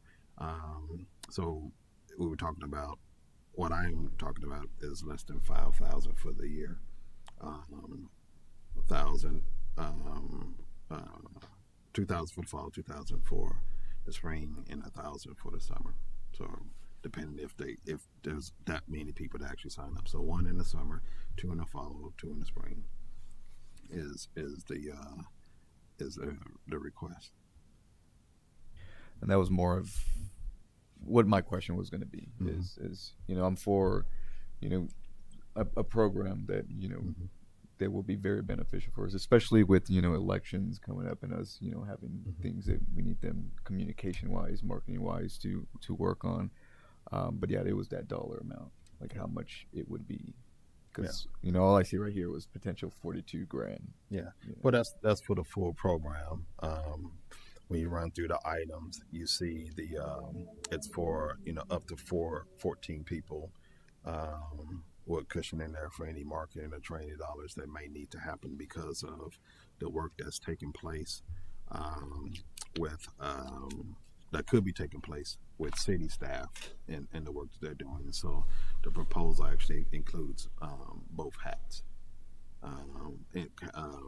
The 42 includes council members and departments, but that's not what we're asking for. Okay. And because of that, I think I did understand that part. And so with it being the up to part, it seems like even if with the build out, or just if it was for direction, then it would be, to me, I can see some areas, I made notes where I would want more specifics about what would be included in the proposal for the program. And what do you mean? I'm sorry. What do you mean? Oh, like how Marina was saying, like if there was a what is it called? Code of conduct type thing, or even like a termination type thing and something like that, just where it covered all of our bases of what we were able to do. And just like with the YAC program, again, it can grow from year to year, and so we can go back and expand, but this seems like a good shell to start with. I think the only one I would expand on, if it's not limited to, would be the universities and high schools that were reached out to. So the typically internship paperwork is provided by the university, and so that's why it wasn't necessary. That's why I was saying to you, Ms. Moore, about the paperwork stuff.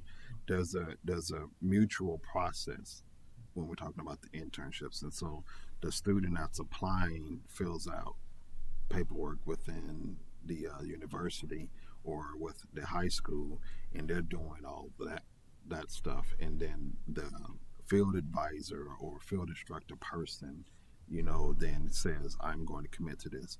The insurance, the code of conduct, all of that stuff is already provided under that aspect, and there's even the requirement for fingerprinting and all that kind of stuff, background checks and stuff. So a lot of that happens on the university end, and so there's not necessarily, that's why I didn't include it.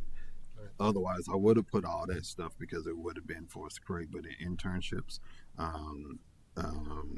lot of that paperwork is done on the university end, and we just have to. This more so is about what we're. This more so, this proposal and program paperwork is more so about what we're going to, the guidelines from which how we're going to work with interns and how we're going to award out stipends, not necessarily creating the full skeleton, the full frame of the internship program, because the universities have that other piece and the component. Does that make sense? Yes, it does. And I think I was just being overcautious. Like if the university side or even the high school side had their version of criteria, but ours was more strict because we required more. Like some of interning for applied materials could be a different, even though it's still with the high school, from the high school, it could be different from applying interning here and inside the city council space. Yeah, and I think we can definitely look at that, as we're building out the pilot and those kinds of things to see what they're going to actually say. Because we work with Applied in the school district, their standards are the same that they have for all the employees. So, and that's how University of Texas is, and Houston, like whatever their code of conduct is for a normal employee, they have to meet those state and federal guidelines as well. That's the typical language. They can't violate or do anything wrong with EEOC, Title IX, all that stuff. It can't discriminate. All that stuff is kind of clearly laid out. So that's why I wanted to pilot it. So when we go, the permission to move forward. So when we start recruiting and interest comes in, we can start tailoring and making the necessary adjustments from that. Because if we do all of our stuff and then we get some other person and then we start it, we're going to say, oh, there's a gap. And so I'd like to start now so we don't lose a year and work through the process with staff so that we can clean up all the pieces. And if there's something that council believes has some specific questions, like Councilman's first question in regards to the code of conduct, if those things are missing from the application process, then then we can generate an agreement that they will follow whatever those things are, and that can be a part of what we need to do if those areas of concern are missing from those pieces.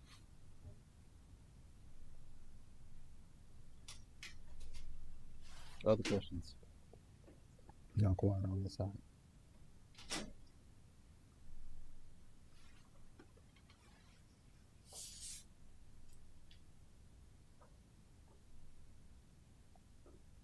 All right, so I mean, the ball's in y'all's court for a motion. You all can decide what you all think is best and are comfortable with.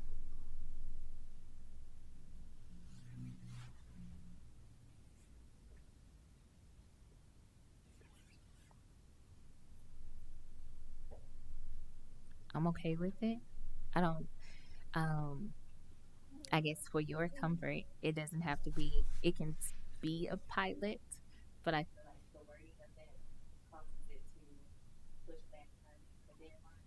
But because it's the up to cost of things and the up to cost the number of interns and things like that, I'm okay with that.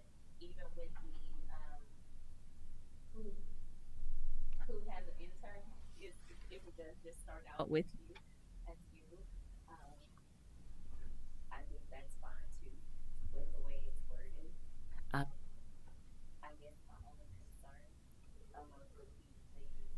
what you mentioned was the level of lifting from the city part, and maybe so that they could feel comfortable knowing what to expect from August to August. And if that's okay with them, then I'm okay with it.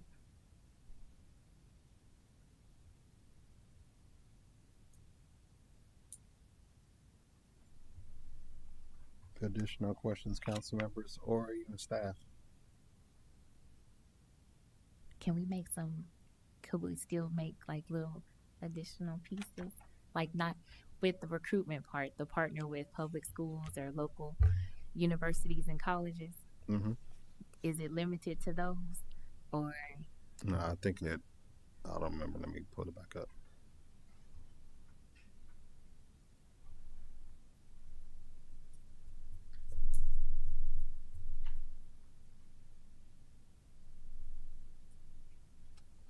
I think the language,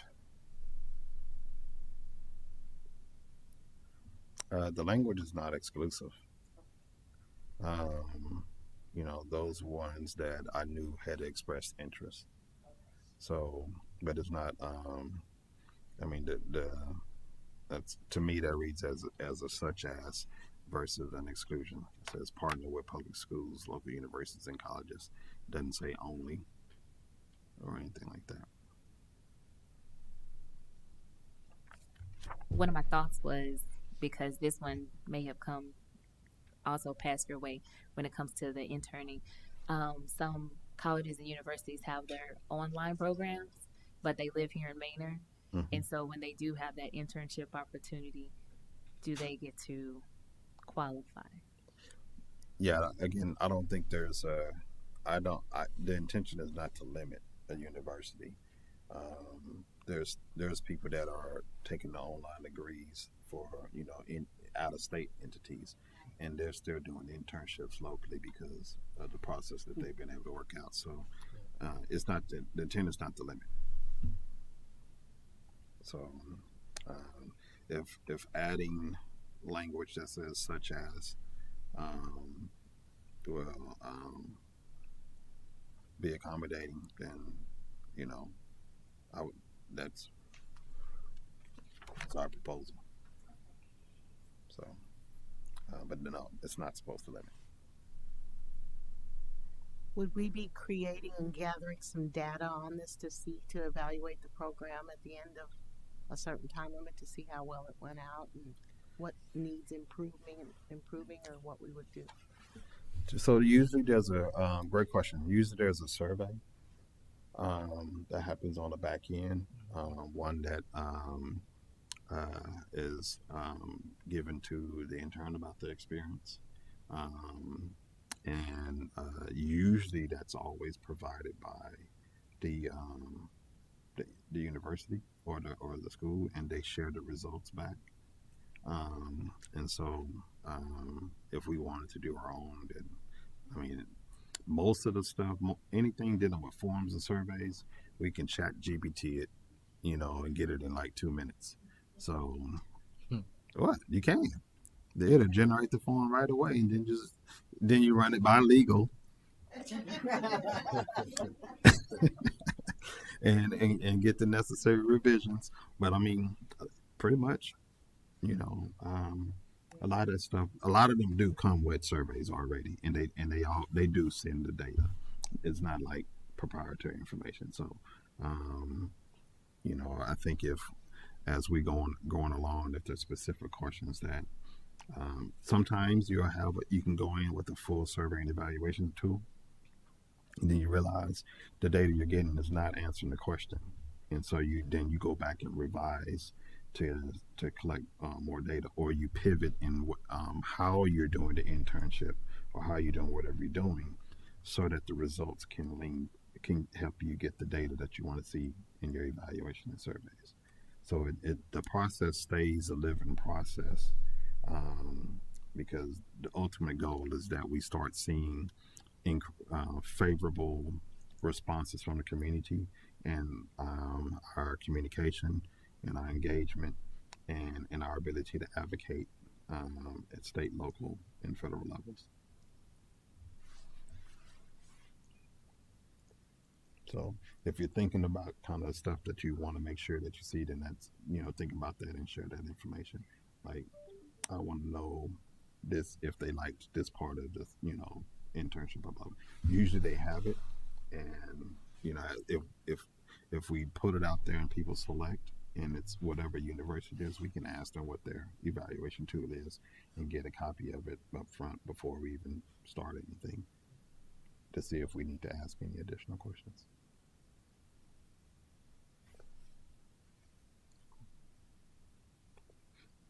Staff people, what's y'all questions, concerns?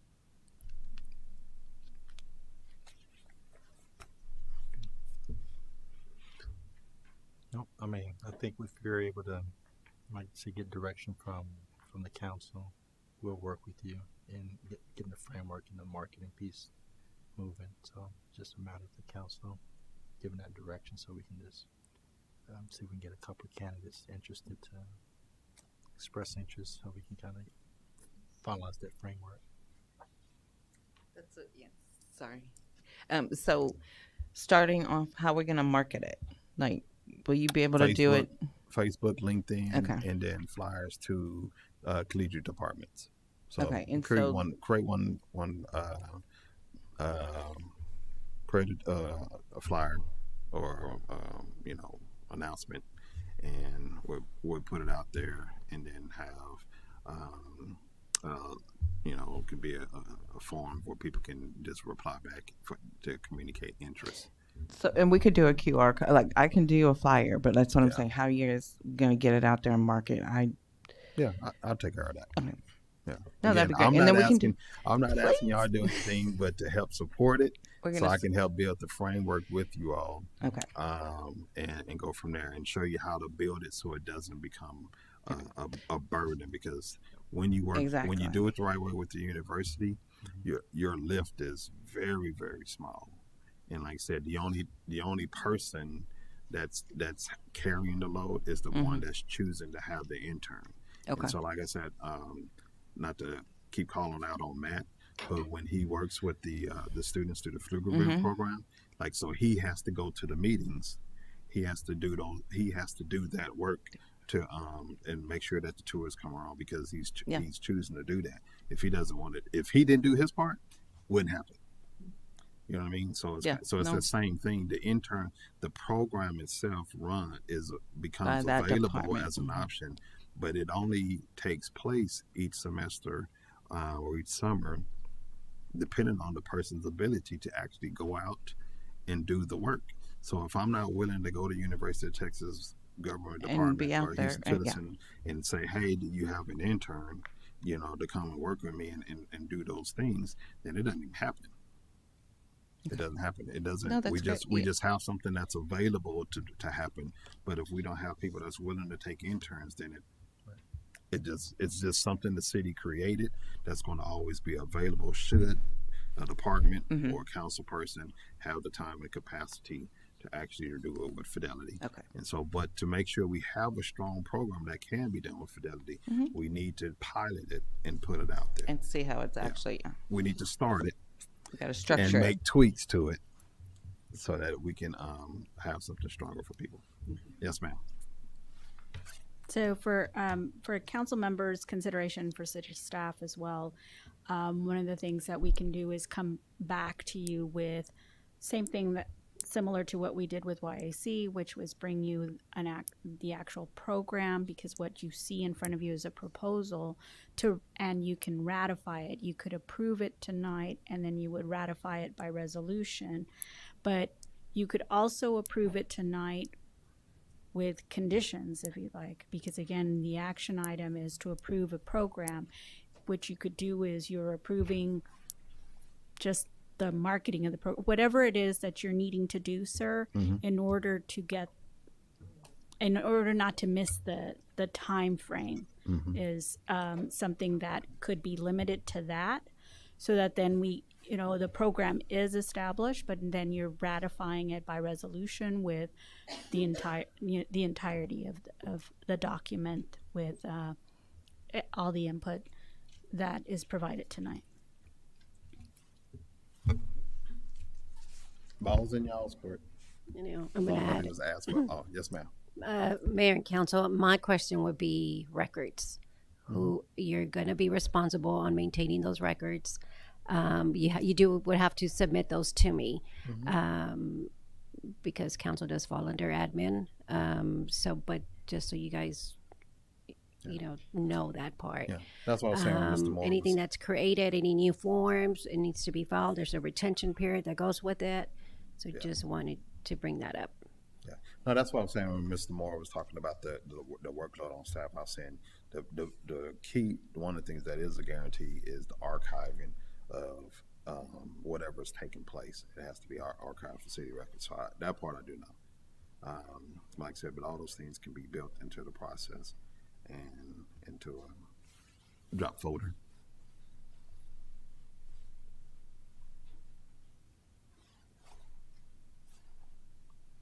I'll entertain more questions or motion.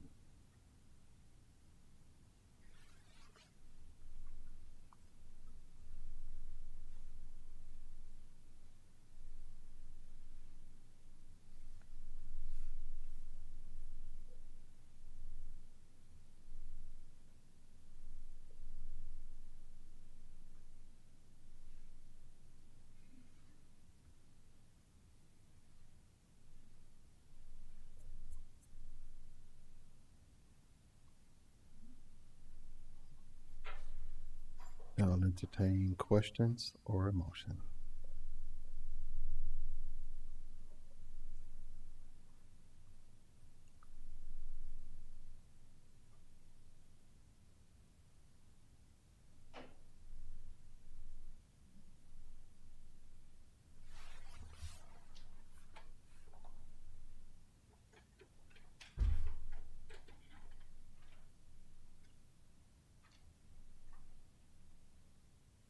I'll ask again, and then if there's no motion or question, then the item 21 would die from no action. I'll entertain questions or a motion. Yes, ma'am. Mayor, council members, what you also can do is follow what staff's recommendation was, which is just direction. Y'all have had this discussion, so there is some direction to provide to city staff so that we can bring you back a program, a document, and work with the mayor to make sure that's what comes back to you. Can the direction include for the mayor to move forward with social media post, or is that Promoting the program? Yes, because you're taking action on the program and the proposal's been provided to you, so you have the framework. And so what you'd like to do is approve promotion of it, and again, bring back a more detailed document. would that have to be in a form of a motion to do that, or is direction enough? No, it would need to be a motion. It couldn't be direction because again, the program what you're stating is that you will have a program.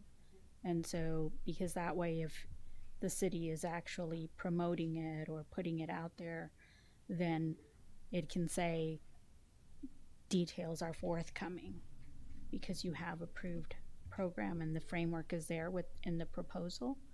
But again, you're providing also direction. Then, Mayor, Council, I'd like to make a motion that we approve the internship program and provide, I guess, approval for mayor to move forward with marketing and bring back the item for Direct staff. ratification, I guess. Okay. We got a motion on the floor from Councilwoman Musquare. Is there a second? I second. Second by Councilman Moreno. Any questions to the motion? Is there a date that you want it back? Or, Mayor, do you have it? All right, August 6th. Okay. That work for y'all? Work for you? So just amend So it motion? to provide the. If we could bring it back for the August 6th meeting. We have August 6th amendment to it by Councilwoman Mesquire, Councilman Moreno. I second that amendment. All right. Any other questions to the motion?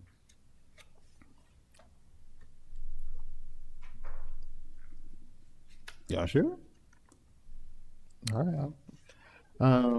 All in favor? Opposed? Motion passes.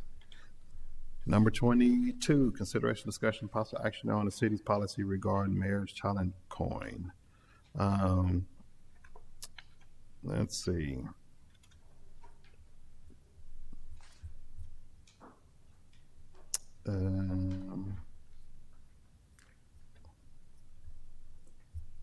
I'm not sure. Hold on.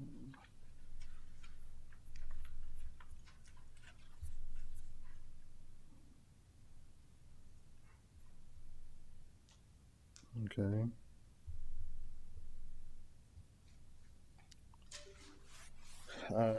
And you all's copy, do you have a backup? Okay. I don't know. I guess I downloaded the wrong one. In your backup, yeah, you'll see a proposal in there in regards to Better Together program is what I'm calling it. And the idea continues with the theme of building community. And so if you all can kind of think about Girl Scouts or Cub Scouts, right? A student goes through a series of tasks and different things, and they earn badges, and then they get to a certain place and they, get the last honor, become Eagle Star or whatever it may be. And so the idea is, how do we, the question was, how do we incentivize residents to build community?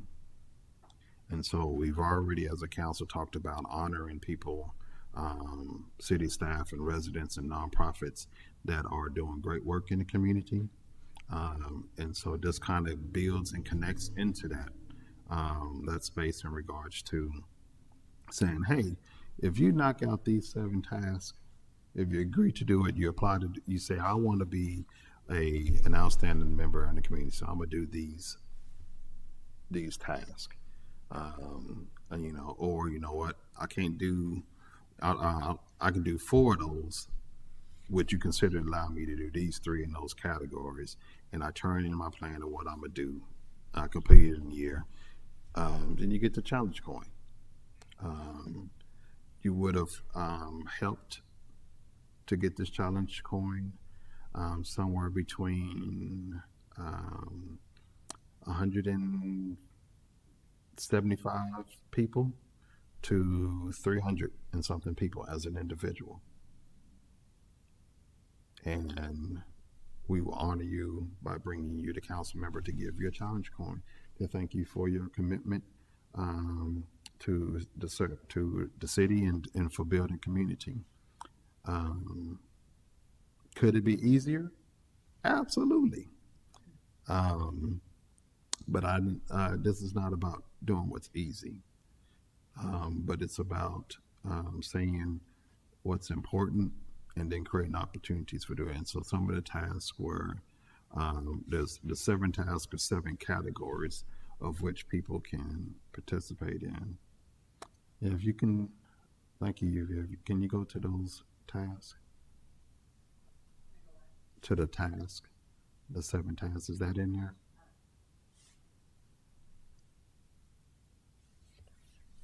This one there. Let me see if I can. Yeah. So thank you. So you can see the program goals. Council members strengthen community ties, increase civic engagement, enhance community pride, recognize community leaders, and promote inclusivity. And like I said again, the whole program. Thank you. The whole program is called Better Together. And so, can you scroll down a little bit? I didn't want, I initially had 18 to be an adult, but we have a youth council. We have a youth council, and how can, it kind of be messed up to be promoting civic engagement in this way, and then our youth can't participate, and we're actually working in development. So that's why I put the 14 down in there, at least 14 with in support from the parent. And so, and let me pause and say that again, this is something that really is it's record keeping, because they fill out something and they turn it in, but it is it's all about the individual doing what they're doing in the community and meeting our record keeping process. So if I have a block party, which is one of those tasks, and we bring people together, we share a meal, then it's my job to document and record that with photos and names of who attended. And so I'm doing all the work as a resident, and I'm coming back at a certain point in time and said, I've completed all 7 tasks. Here's the proof and evidence of that. We're just archiving it, checking it, archiving it, and then giving the coin. So you can go down some more. I said a year because I felt like if someone is really trying to do this, going out 2 years, it could be an election and we could forget about it. Or the person, we want it to be sequential, and we don't want it to be an afterthought. Oh, I got 4 more things to do, so let me get back to it. So we want it to, be impactful and be timely. So that's the whole reason for the year. The year can start whenever we choose to have applications. So if we say we want to take applications all year long, then the year starts when they apply and we approve the application for them to go that, or we accept it or whatever. Task 1 is increasing neighborly interactions, and you can see it's a potluck, it's a barbecue, it's whatever, something like that. And then I think there's language that says there's total of 7 tasks. You have to do 4. 4 of those tasks has to be something that we have on our document. But you can have 3 that you say, hey, can I do this for that task instead of the one that you all propose? Make sense? So out of the things we're proposing, they got to do at least 4 under those 7 tasks. They got to do 7 tasks total, but 4 of them have to be the things we tell them they got to do. The other 3 they can suggest, and it's approved. You scroll down, so the first one I think is the neighbor interactions. The other one kind of gets a little bit bigger because now I'm maybe doing a block party, so I got 4 or 5 streets that's coming out to the neighborhood park to do something, or so forth. Keep going down. Now I'm doing something at city events. I'm playing a major role in helping with and helping. So I'm going to the city team meetings, and I'm in the planning part, and I'm helping and playing a vital role, whether in that event or something. Then we get down to supporting local business and organizations, and keep scrolling down to number 6 and 7, please. Promoting public safety or health and wellness. This is now I'm out promoting the 5K, or I'm out talking about, hey, important to share the road, don't run over the bikers, whatever it may be. And then innovation, personalized impact from there. So this is, I think, something that's going to, again, make Maynard stand out. I think it's a way to put emphasis on the fact that we say people are important by saying, please join us in doing these things, and we honor you with that. In my mind, these people are also recognized at the Mayor Ball and that kind of thing. So, yeah. Questions, comments?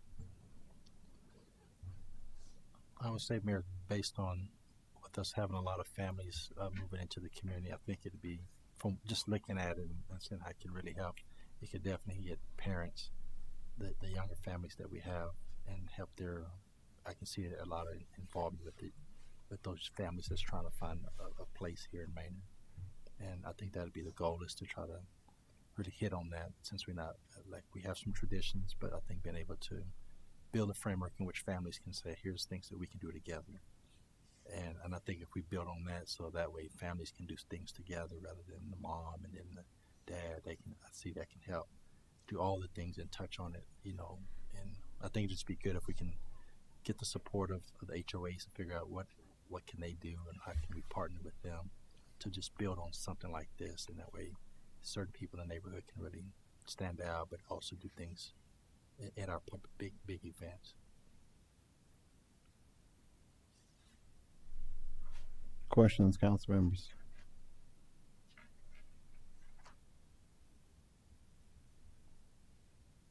You said recognition maybe at the mayor's ball, but some of their full year is whenever they complete their application first. Mm-hmm. Does that mean that wherever they are in their journey, they could be, or would they have to just wait? It's when you finish. When you finish, and then it may just be like the mayor's ball after the mayor's ball. Mm-hmm. Okay. And do we charge for block parties? Like, do we have to like make a city code something enforcement? I think can if find it you're in here. if you're blocking off, if you're trying to block all streets and those kinds of things, then there's a charge that we it's on our event stuff where we just approve all those changes for blockades and stuff like that. However, block party does not have to be in the sense of that kind of thing. A lot of cities have pocket parks, and so the block party could be at the pocket park. We Yeah. actually, Well, we just there's had now one. there's some neighborhoods that have block parties that do On not come Fridays. through the city.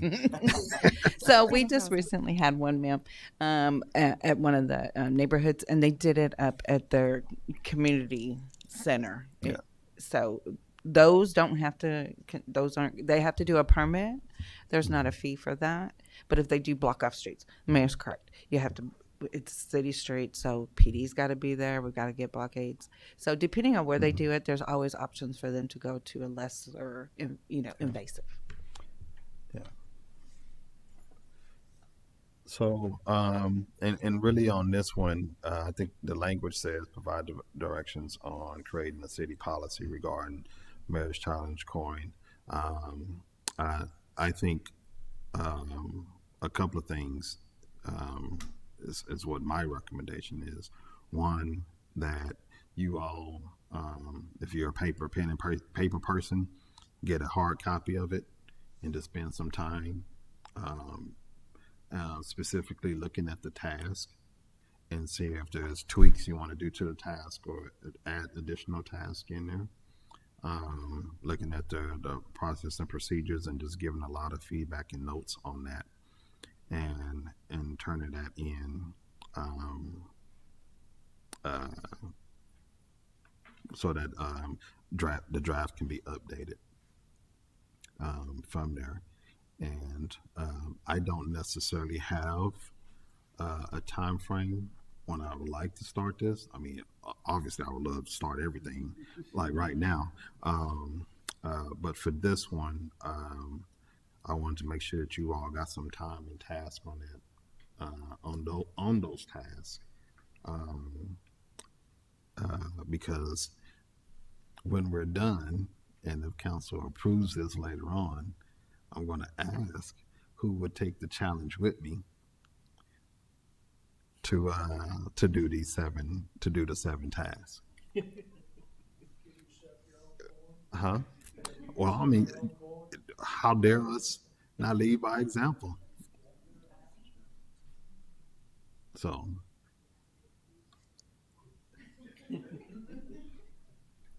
So, yeah, I mean, if you all think about it, a lot of the stuff is already what's already in our tiers. And so it's just really going through and documenting the things that we're already doing over time. Yes, ma'am.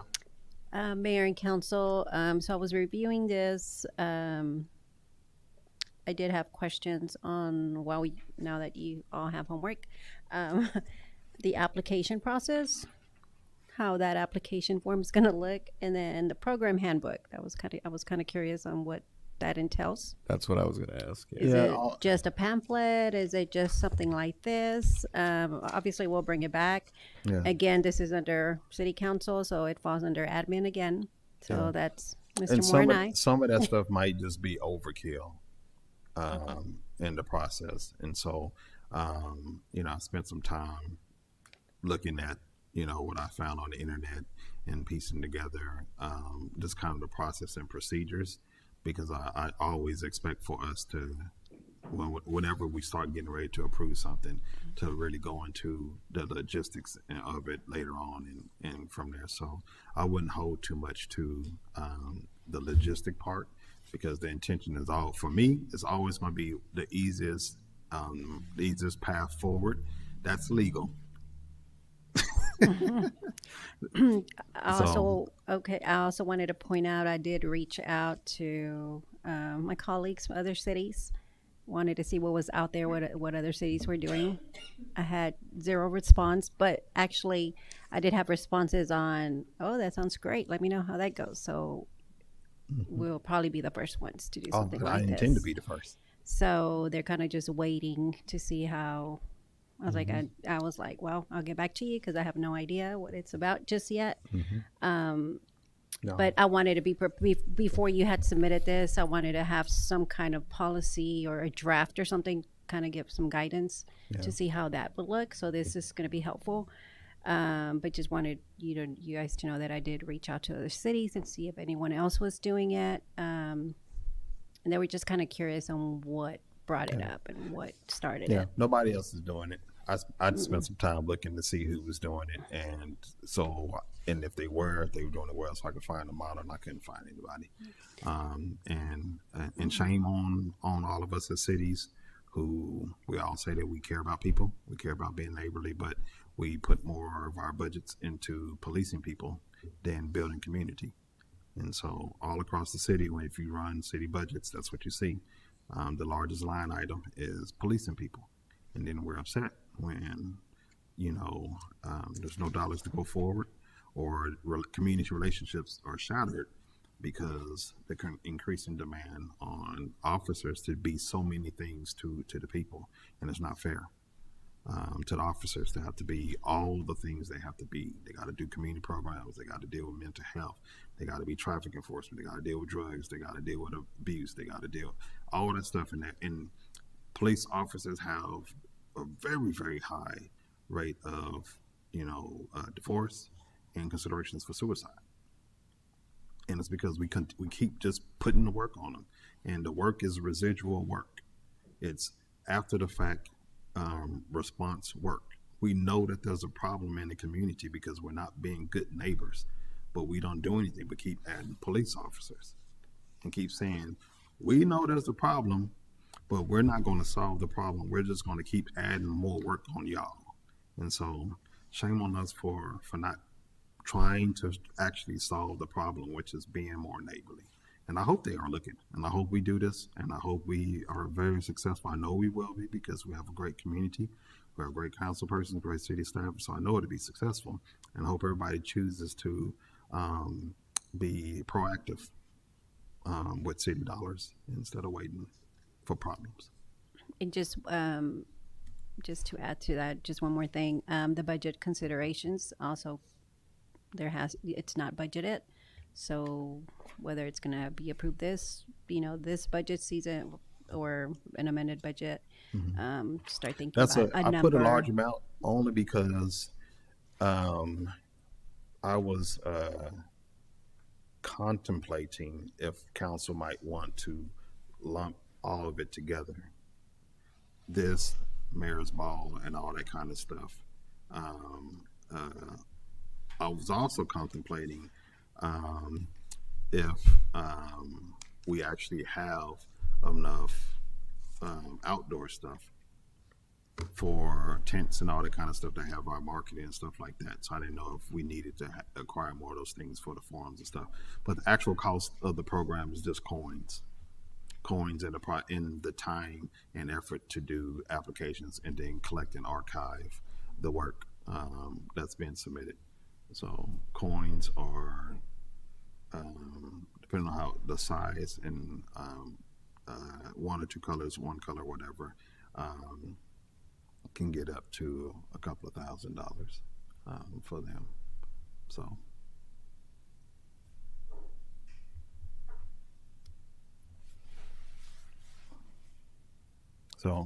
before we get to policy, I would like to actually spend time on the document and then finalizing the document and then go on to policy, if that's fine with you all. Or, I mean, we could do it simultaneously, I don't care. What's your thoughts? Questions? Concerns?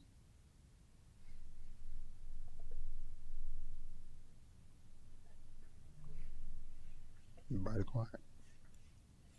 All right. That's direction only, so, or we're good? Is there a date on this direction from council and city staff? What do y'all need? Well, I just have my notes. to No, add on how to much my time do you need favorite. How much time do I need? to go through it? It depends if you say put the two together, put the policy separate, or put the document. I think. I'm on it right now. I'm asking for the document. Oh. It does make sense to work on policy as well. I just wonder if we should finish the document first so that we can have policy that reflects the document. Does that make sense?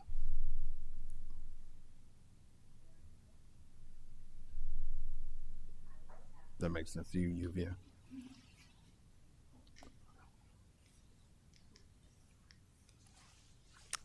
I would also suggest you in your task that you're outlined here, it's going to involve other departments at least to be aware. So staff would need some time to review it, at least give a heads up. No, that's what I mean. Meaning, I was addressing them. I mean, maybe I want clear. I want everybody to dive in, ask questions, and have pencil to the document before we get to a final policy. Yeah, before we get to policy, I want us to be So clear it's a draft, on this one first. Yes, because if we're offering it, then there might be fees that would have to be waived. I'm looking at like the permitting stuff. I had no intentions about waiving fees. Okay. Because Depending on what they later choose on and stuff, but when we it's get to still that in the place. But, drafting. yeah, I don't want anybody to have any assumptions that we're trying to waive fees or anything like that. That could be the regular process that we have in place right now. If somebody is wanting to do something in the community, they can come before council and they can ask council will we consider waiving it. So I don't want to do anything. I don't want to say anything in this that says we'll waive fees. I want them to go through the normal process and procedures we have for events. Does that make sense? Mm-hmm. Yeah. But more importantly, I want everyone to look through it, ask questions so that we can come back and do a red line and make a document that makes sense for everyone, and then go and build policy from there.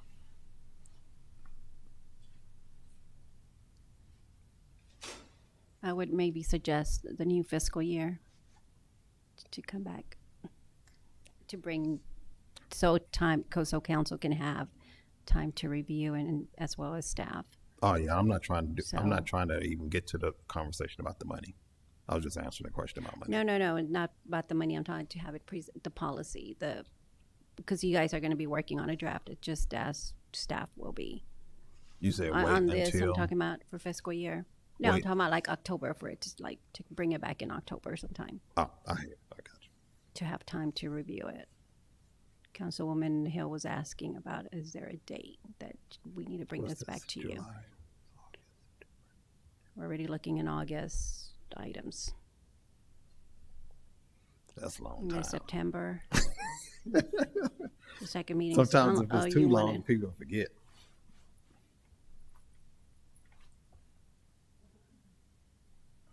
Well, if you're, well, unless, if you're allocating, I mean, it goes back to the funds, because we need to know where that money's gonna come from to have those. I'm always thinking about our council allocation. Okay, the community programs funds. When we get to that, that would be the source that I would ask council to consider.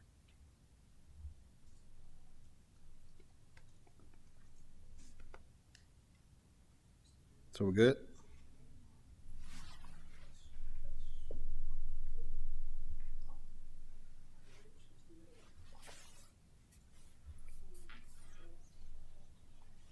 How much time do y'all want, council members?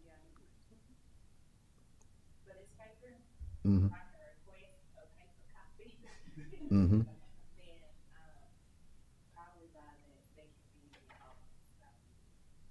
Okay, we got second meeting in August. Yeah, How's that same sound? second meeting in August, and I'll give you my feedback on. Okay. Okay. So why don't we give medium, happy medium, and we say the first meeting in September. That's halfway. That's between now and October. So first meeting of September. First meeting. We got August up here. We got August up here. Y'all said October. Yeah. We do. It matter. Yeah. And we need to make sure that nobody steal our idea.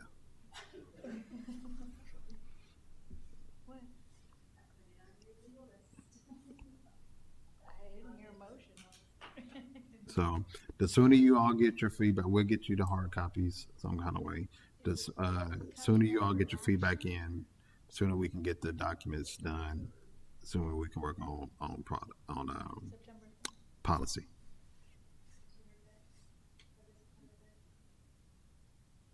Say again.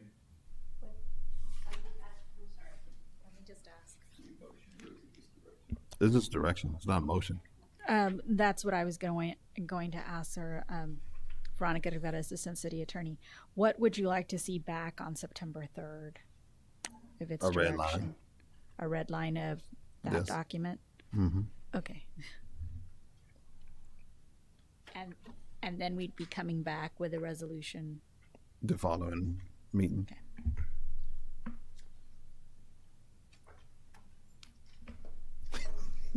You should just sit over there.